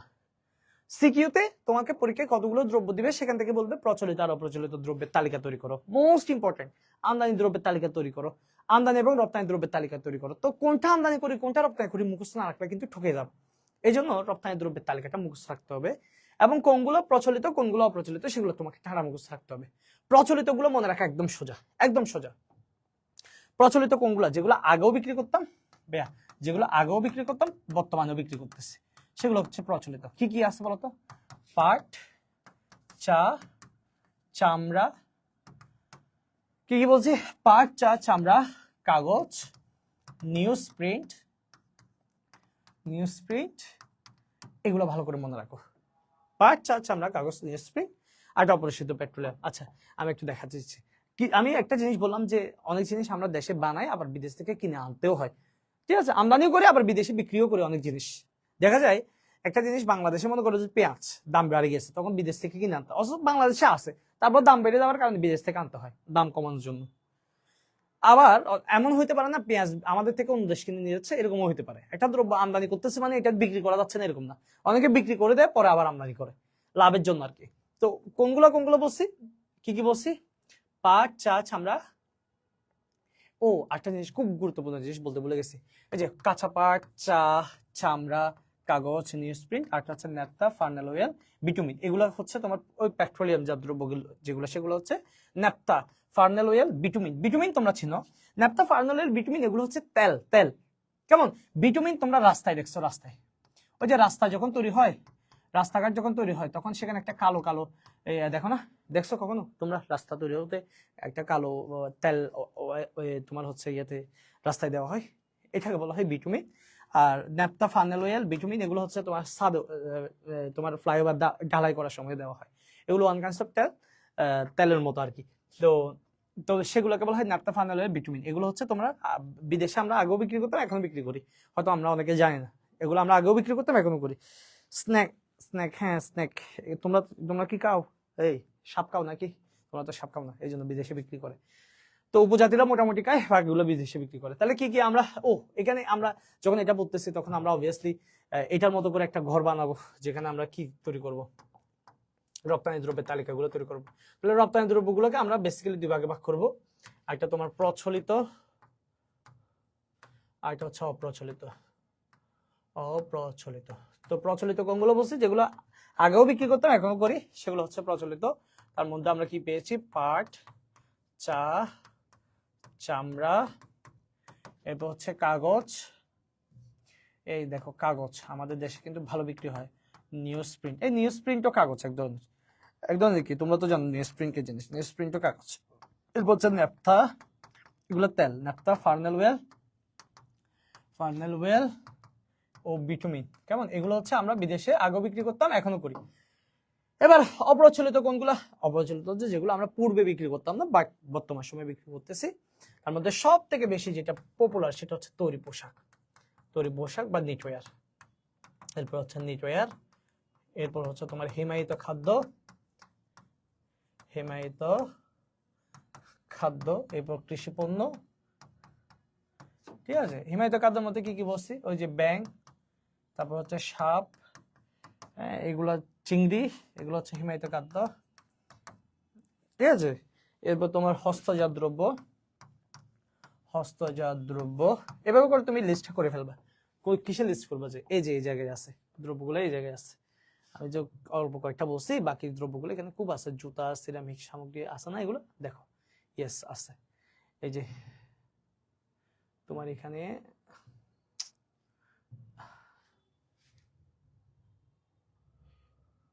ওকে, আশা করি ঠিক আছে। আসো, কি কি দেখো, এই যে তৈরি পোশাক বা হোশিয়ারি, হোশিয়ারি মানে নেটওয়্যার, হোশিয়ারি মানে হচ্ছে নেটওয়্যার। একটু বারবার বলছি, যেগুলো কনফিউজিং এগুলো গুগল থেকে দেখবা, কারণ এগুলা আমি হয়তো বললে তুমি বুঝবা না বা বলার মতো জিনিস না, এই জন্য তুমি নিজে থেকে দেখবা। তৈরি পোশাক, হোশিয়ারি খাদ্য, হিমায়িত খাদ্য, শাকসবজি ও ফলমূল, হস্তজাত শিল্প, এগুলো বলছে সার ও রাসায়নিক দ্রব্য, স্পেশাল টেক্সটাইল, জুতা, সিরামিক সামগ্রী, অন্যান্য শিল্প পণ্য। ঠিক আছে, এগুলো হচ্ছে আমরা বিদেশে বিক্রি করি। এটার একটা লিস্ট করে তুমি সুন্দর করে মুখস্থ করবা, খুব বেশি ইম্পর্টেন্ট, খুব বেশি ইম্পর্টেন্ট। বাংলাদেশের সব থেকে রপ্তানি আয়ের সবচেয়ে বড় উৎস হচ্ছে তৈরি পোশাক। এই জিনিসটা খুব বেশি বেশি বেশি বেশি মনে রাখবা, এটা হচ্ছে রপ্তানি আয়ের সব থেকে বড় উৎস হচ্ছে এটা, এবং এটা সব থেকে বেশি বিক্রি হয় তোমার যুক্তরাষ্ট্রে, ইউরোপে। কেমন, ইউরোপে সব থেকে বেশি বিক্রি হয়, এবং ইউরোপের মধ্যে যদি কোনো একটা দেশ বলতে বলে তখন আমরা বলবো যুক্তরাষ্ট্র, এবং সেটাতে মূলত বেশি বিক্রি করে আমরা টাকা বেশি ইনকাম করি। বাংলাদেশের সব থেকে বেশি রপ্তানি আয় হয় কোথায় থেকে, যুক্তরাষ্ট্র থেকে। বাংলাদেশের সব থেকে রপ্তানি বাজার, সব থেকে বড় বাজার কোনটা, যুক্তরাষ্ট্র। বাংলাদেশের রপ্তানি এর মধ্যে সব থেকে বেশি রপ্তানি আসে কোথায় থেকে, তৈরি পোশাক থেকে। বাংলাদেশের রপ্তানি তৈরি পোশাক 1976 সাল থেকে আমরা রপ্তানি করে যাচ্ছি। রপ্তানি পণ্য, আমরা পণ্য রপ্তানি করতে, তৈরি পোশাক রপ্তানি করতেছি 1976 সাল থেকে, শেষ। এবার আসো, তাহলে তুমি কি বুঝতে বলো তো, আমদানি করলে বিদেশে টাকা চলে যায়, রপ্তানি করলে বিদেশ থেকে টাকা আসে, রিজার্ভ বাড়ে, তুমি কোনটা চাইবা, দেশে রিজার্ভ বাড়ানো? তাহলে এখন রিজার্ভ বাড়ানোর জন্য তোমার কি করা উচিত আসলে? আমাদের রপ্তানি বাড়ানোর জন্য আমাদের কি করা উচিত? তো আমাদের রপ্তানি বাড়ানোর জন্য এখানে বলা হচ্ছে, আমাদের রপ্তানি বাড়ানোর জন্য আমাদেরকে কি কি করা উচিত।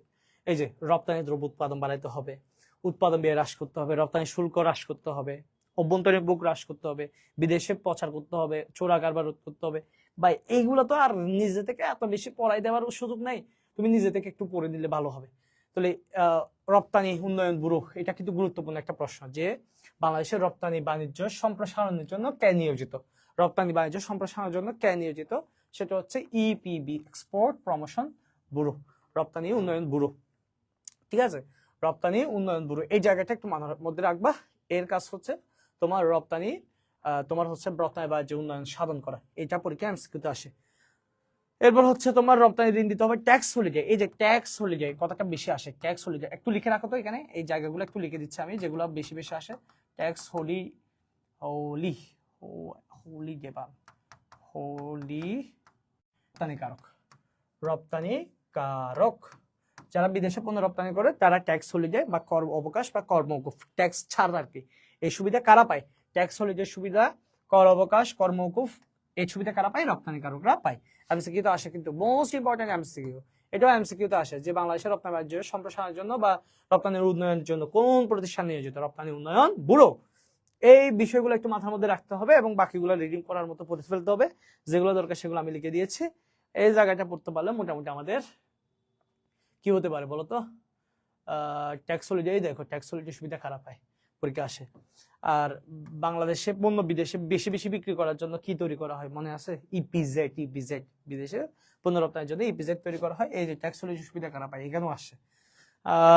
আর বাকিগুলো তো নিজে থেকে পড়বা, আশা করি এগুলো পড়লে তোমার, আশা করি এই যে বাংলাদেশের রপ্তানি বাণিজ্য সম্প্রসারণের জন্য সরকার কি পদক্ষেপ গ্রহণ করেছে। আচ্ছা, এখানে একটা প্রশ্নের উত্তর ভুল আসছে মনে হয়। 9 নম্বর উত্তর ভুল আসছে, 9 নম্বর, এখানে 9 নম্বরটা উত্তর একটু ঠিক করিও, রপ্তানি উন্নয়ন ব্যুরো প্রতিষ্ঠা, এই জায়গাটা একটু ঠিক করিও, 9 নম্বর প্রশ্নের উত্তরটা ভুল আসছে। আচ্ছা, আমি তারপরে দেখবো, দেখার পরে তোমাদেরকে বাকিগুলো জানা দিব। এরপর বলো বাকি জিনিসটা শেষ করাই দিব কিনা একটু বলো তো। পিচ এর উপর, পিচের পিচ আর পিচের উপর মানে কি, পিচের উপর মানে বুঝলাম না আমি। আচ্ছা, তোমরা একটু বলো তো, ও পিচের পিচ, হ্যাঁ হ্যাঁ হ্যাঁ, পিচ, রাস্তার যে পিচ বলছো সেটা। আচ্ছা, বাকিটা এখন শেষ করবো নাকি আরেকটা ক্লাসে শেষ করবো, কোনটা ভালো হবে? আচ্ছা, বাকিটা আমি কালকে একটা রেকর্ডেড ক্লাস দিয়ে দেবো। রেকর্ডেড কেন রেকর্ডেড দিব, নাকি শেষ করে দিব দেখি বলো তো, করাই দিবেন? আচ্ছা, দিবা বলছে করাই দিতে, বাকিটা কি বলে?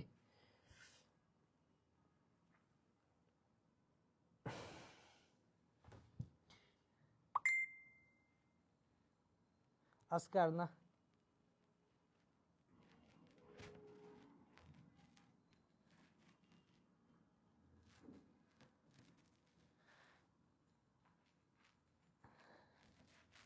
আচ্ছা, একজন বলছে ITLOS এর পুনরূপ কি? আচ্ছা, এটা সমুদ্র নিয়ে ইয়া করে তোমার সমুদ্র নিয়ে একটা আইন কানুন জন্য আন্তর্জাতিক সমুদ্র আইন ট্রাইব্যুনাল বলে, international tribunal for the law of the sea. ঠিক আছে, international tribunal for of the law of the sea, এরকম একটা। তারপর একটু পুনরূপটা দেখি, যেটা হচ্ছে তোমার আন্তর্জাতিক সমুদ্র সীমা নিয়ে আইন কানুন প্রণয়ন করে। আমার সীমানা কদ্দূর, তোমার সীমানা কদ্দূর, সেটা। ঠিক আছে, এটা প্রথমত। হ্যাঁ, এরপর করিয়ে দেন স্যার, শেষ করান। একজন বলছে, রাইসা বলছে যে আজকে না, মানে ইনতে ফাঁকিরা বলতেছে করে দেন। আচ্ছা, এই যে আর তেমন একটা বেশি কিছু নাই, অল্প জিনিস, এটা একটু বলে দিচ্ছি। সেটা কি জিনিস, তাইলে অধ্যায়টা শেষ হয়ে যাচ্ছে। শুধু শুধু রেখে দিলাম নাই, একদম সিম্পল একটা জিনিস। এই যে তোমার ইচ্ছা মতো তুমি বিদেশ থেকে পণ্য কিনতেছো এবং বিদেশে তুমি পণ্য বিক্রি করতে পারতেছো। এই যে বিদেশ থেকে তুমি আনতে পারতেছো, বিদেশে বিক্রি করে ফেলতেছো মুহূর্তের মধ্যে। তোমার ইচ্ছা হয়েছে এখন, সাথে সাথে দেখো, মুহূর্তের মধ্যে বিদেশ থেকে একটা দ্রব্য আনতে ইচ্ছে হচ্ছে, আজকে বা কালকের মধ্যে নিয়ে আসতেছে এবং বিক্রি করে ফেলতেছে। এই যে মুহূর্তের মধ্যে এক দেশের সাথে এক দেশের যে লেনদেনটা হচ্ছে, এটা একটা গ্রামের মতো হয়ে গেছে না? আগে এক দেশ থেকে অন্য দেশে যেতে কত সময় লাগতো, এক দেশের তথ্য এবং তুমি যদি তোমার দাদা দাদি বাঁচে থাকে, আমি তো শুনছি, হ্যাঁ, এরকম 70-75-এর দিকে যারা জন্ম এবং যাদের মোটামুটি ছোট বয়স ছিল, তারা এখন সময়ে অনেকে বলে কি জানো, অনেক মানুষ চাকরির জন্য এক বিভাগ থেকে অন্য বিভাগে চাকরি করতে যেত না, তখন ওই বিভাগে উনি মারা গেছে, কিন্তু ওনার পরিবার জানো না। 1 মাস পরে হয়তো জানতে পারছে, অথবা কোনো কেউ খবর নিতে গেছে, তখন জানতে পারছে যে মারা গেছে। অর্থাৎ তখন একটা তথ্য এখান থেকে এই এই এলাকা থেকে ওই এলাকায় যেত না, এক বিভাগ থেকে অন্য বিভাগে যাইতো। ঠিক আছে, কিন্তু গ্রামে চিন্তা করো তো, গ্রামে তোমার ঘরে তুমি যদি তোমার বউকে ফিরাও আর তোমাকে যদি তোমার জামাই ফিরাই, এটা পুরো গ্রাম হয়ে যাবে। হে জানো, ওকে ওর জামাই ফিরাইছে, এ জানো ও ওর বউকে ফিরাইছে, এরকম করে পুরো গ্রাম সরাই যায় না? তথ্যটা মুহূর্তে সরাই যাচ্ছে, এবং কোনো একটা জিনিস মুহূর্তের মধ্যে লাগলে এক জায়গা থেকে অন্য জায়গায় নিয়ে যাওয়া যাচ্ছে গ্রামে। তো পুরো এখন দেখো তো, আগেকার সময়ে এক কথা এক জায়গা থেকে অন্য জায়গায় যাইতো, অনেক সময় লাগতো। কিন্তু এখন ইউরোপের প্রেসিডেন্টকে কোন দেশের সাথে কোন দেশে মারামারি, এগুলো জানতে আমাদের সময় লাগে, মুহূর্তের মধ্যে জেনে যায় না? এই যে তথ্য প্রযুক্তি এবং দ্রব্যের যে অবাধে নিয়ন্ত্রণ চলতেছে, আদান প্রদান চলতেছে, এক জায়গা থেকে অন্য জায়গায়, অন্য জায়গা থেকে এক জায়গায় যে আনা নেওয়া চলতেছে, এই জায়গাটাকে বলা হচ্ছে বিশ্বায়ন, গ্লোবালাইজেশন। যার কারণে কি হচ্ছে, তথ্য যোগাযোগ প্রযুক্তি, টাকা পয়সা, মূলধন, যন্ত্রপাতি, যে কোনো কিছু আমরা অবাধে আদান প্রদান করতে পারতেছি, এটাকে বলা হচ্ছে বিশ্বায়ন বা গ্লোবালাইজেশন। এই জায়গা থেকে আমাদেরকে কি কি শিখতে হবে সেটা আমাদেরকে একটু দাগাই দিচ্ছি। এখানে প্রথমে জানতে হবে গ্লোবালাইজেশন কথাটা কোথায় থেকে আসছে। গ্লোব থেকে, গ্লোব মানে পৃথিবী আর কি। গ্লোব শব্দের অর্থ কি বলতো, পৃথিবী থেকে গ্লোবালাইজেশন আসছে, যার হচ্ছে বিশ্বায়ন। তো বিশ্বায়ন কাকে বলে, এটা একটা মাস্ট জানতে হবে, জ্ঞানমূলক প্রশ্ন আসে। বিশ্বায়ন কাকে বলে? এই যে, ও আল্লাহ, কয়বার আসছে ঠিক ঠিক নাই। তো পুঁজি সহ উৎপাদনের সকল উপকরণ আন্তর্জাতিকরণের মাধ্যমে আসলে অর্থনৈতিক, রাজনৈতিক, সাংস্কৃতিক বন্ধনের যে দ্বারা বিশ্বগ্রাম প্রতিষ্ঠা করা হয়, সেটাকে বলা হয় বিশ্বায়ন। ওই যে বললাম, পুঁজি মানে যন্ত্রপাতি, পুঁজি মানে কি বলতো, যন্ত্রপাতি। এটা সহ যে উৎপাদনের আর অন্যান্য উপকরণ, তোমার টাকা পয়সা বলো, ভূমি বলো, শ্রম বলো, ভূমি তো আর স্থানান্তর না, শ্রমিক এক জায়গা থেকে অন্য জায়গায় যাচ্ছে, যন্ত্রপাতি এক জায়গা থেকে অন্য জায়গায় যাচ্ছে, একটা কাঁচামাল এই জায়গা থেকে অন্য জায়গায় যাচ্ছে, যে কোনো কিছু। ঠিক আছে, আন্তর্জাতিককরণ মানে কি, এক জায়গা থেকে, এক দেশ থেকে অন্য দেশে করণের মাধ্যমে অর্থনৈতিক, রাজনৈতিক, সাংস্কৃতিক যে সম্পর্ক, মিলবন্ধন মানে কি, সম্পর্ক তৈরি হচ্ছে, এবং তার মাধ্যমে যে পুরো বিশ্বটা একটা গ্রাম হয়ে যাচ্ছে, এই হওয়াটাকে বলা হচ্ছে বিশ্বায়ন। বিশ্বায়ন বলতে কি বুঝো, যদি অনুধাবনে আসে তখন এই দুইটা প্যারা লিখে দিলে হচ্ছে। বিশ্বায়ন নিয়ে ম্যাকলোহানের কথাটা মনে রাখবা, কারণ বিশ্বায়নের জনক হচ্ছে ম্যাকলোহান, পরীক্ষা আসে।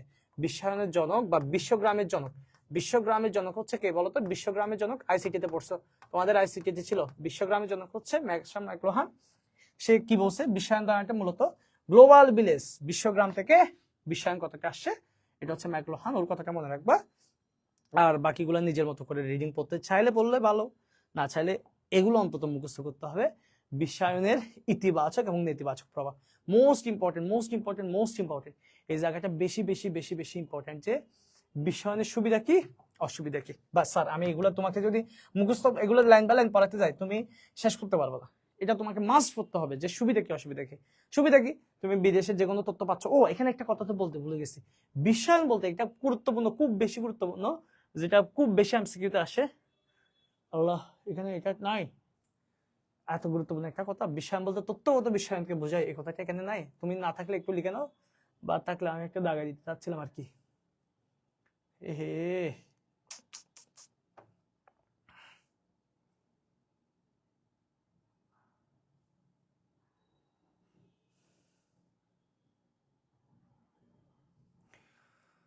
আইসিটিতে আমরা বিশ্বায়ন মানে শুধু তথ্যের আদান প্রদান বলি, কেমন? এখানে একটা কথা, এটা কোথায় আছে, এই জায়গাটা এখানে দাগা দিতে চাইছিলাম, বাট তোমার এই জায়গাটা এখানে নাই। আচ্ছা দেখো, আইসিটিতে একটা জিনিস আছে আর অর্থনীতিতে একটা জিনিস আছে, এই জায়গাটা তোমাকে একটু জিনিস মনে রাখবা। ও আচ্ছা আচ্ছা আছে। দেখো আইসিটিতে যখন বিশ্বায়নের কথাটা বলি বা বিশ্বগ্রামের কথা বলি, তখন সেখানে তথ্যের আদান প্রদানের কথা থাকে আইসিটিতে, কেমন? আইসিটিতে। বাট এই জায়গায় একটু জায়গা মনে রাখবা যে অনেকে এই জায়গাটা ভুল করে, যে বিশ্বায়ন বলতে কি বোঝায়। মনে রাখবা বিশ্বায়ন বলতে মূলত এই জায়গাটা মনে রাখবা অর্থনৈতিক বিশ্বায়নকে বোঝায়। এই জায়গাটা মনে রাখবা, বিশ্বায়ন বলতে মূলত অর্থনৈতিক বিশ্বায়নকে বোঝায়। ঠিক আছে? তুমি যদি ওই আইসিটির সাথে গুলাই ফেলো, অনেকে আইসিটির সাথে গুলাই বলে যে স্যার বিশ্বায়ন বলতে অপশন থাকে, বিশ্বায়ন বলতে মূলত কি বোঝায়, তথ্যগত বিশ্লেষণ, বিশ্বায়ন, সাংস্কৃতিক বিশ্বায়ন নাকি অর্থনৈতিক বিশ্বায়ন, এরকম সেট অপশন থাকে। তখন মনে রাখবা বিশ্বায়ন বলতে মূলত অর্থনৈতিক বিশ্বায়নকে বোঝায়। এই জায়গাটা মোস্ট ইম্পর্টেন্ট, এমসিকিউর জন্য দাগ দিয়ে রাখো।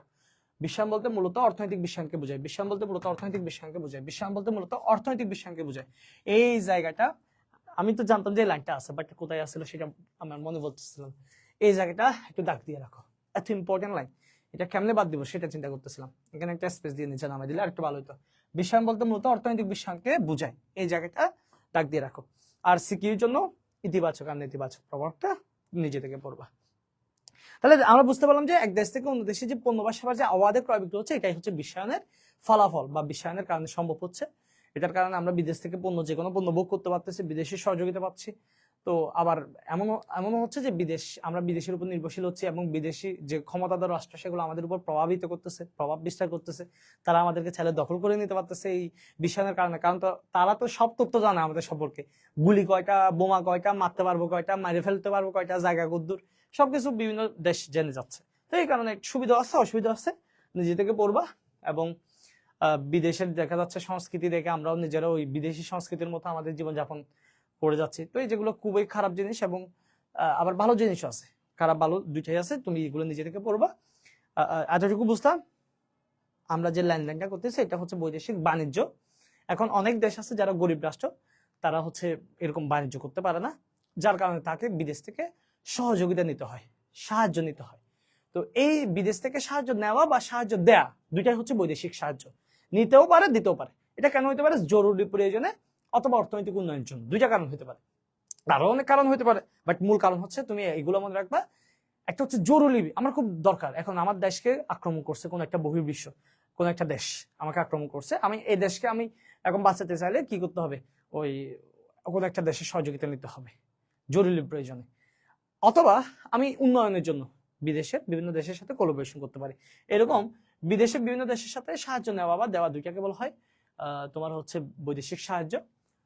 জরুরি প্রয়োজনে বা অর্থনৈতিক উন্নয়নের জন্য খাদ্য, ওষুধ, প্রকল্প, দান, অনুদান, আর্থিক, কারিগরি, যে কোনো কিছু বহির্ভূত, দেশ বহির্ভূত, এই জায়গাটা আমার একটা দেশ বহির্ভূত সহায়তা গ্রহণ অথবা প্রদান করা, দুইটাই হচ্ছে বৈদেশিক সাহায্য।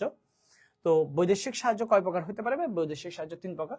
একটা খাদ্যের সাহায্য নিলা, একটা প্রকল্প সাহায্য নিলা, একটা হচ্ছে প্রকল্প।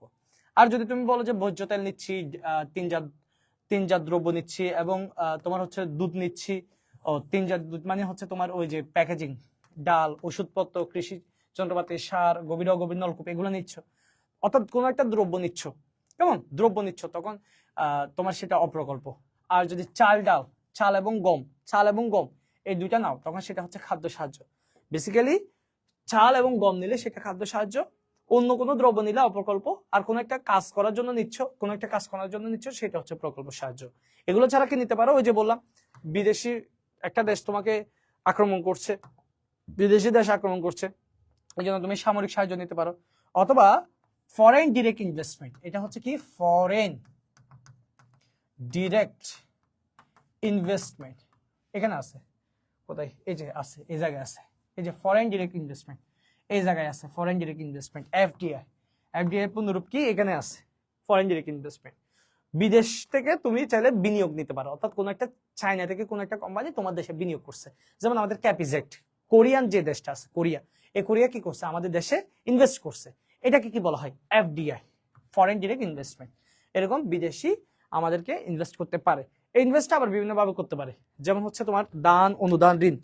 কি করতে পারে বলতো? হয় দান হিসেবে, দান মানে কি? যেটা দিয়ে দিছে আর ফেরত দিতে হবে না। অনুদান, তোমাকে দিছে, তুমি কোনো একদিন সহযোগিতা করবা। ঋণ দিছে, আবার ফেরত দিতে হবে, মাস্ট ফেরত দিতে হবে।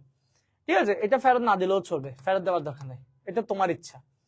অনুদান হচ্ছে তোমার ইচ্ছা, তোমাকে সহযোগিতা আজকে করছে, তুমি আরেকদিন আমাকে সহযোগিতা করবে, এটা হচ্ছে অনুদান।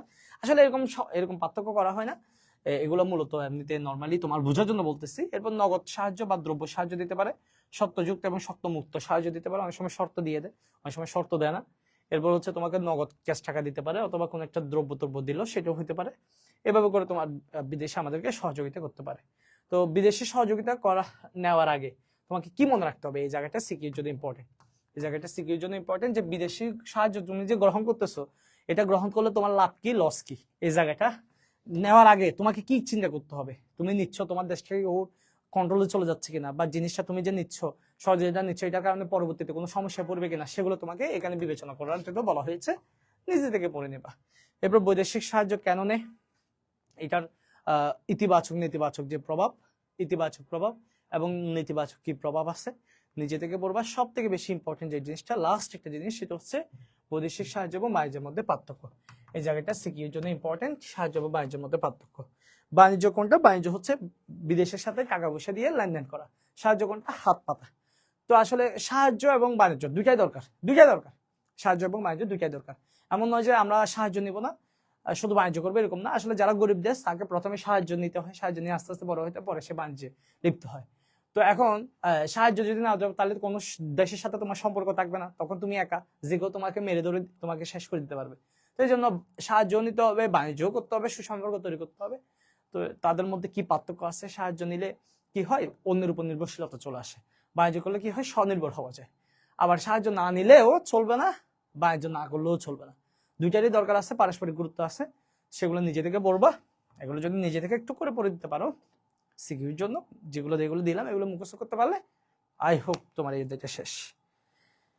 ওকে, রেকর্ডটা দিয়ে দিব, কালকে কি করা রেকর্ড যাবে? হ্যাঁ হ্যাঁ হ্যাঁ, রেকর্ড করা যাবে।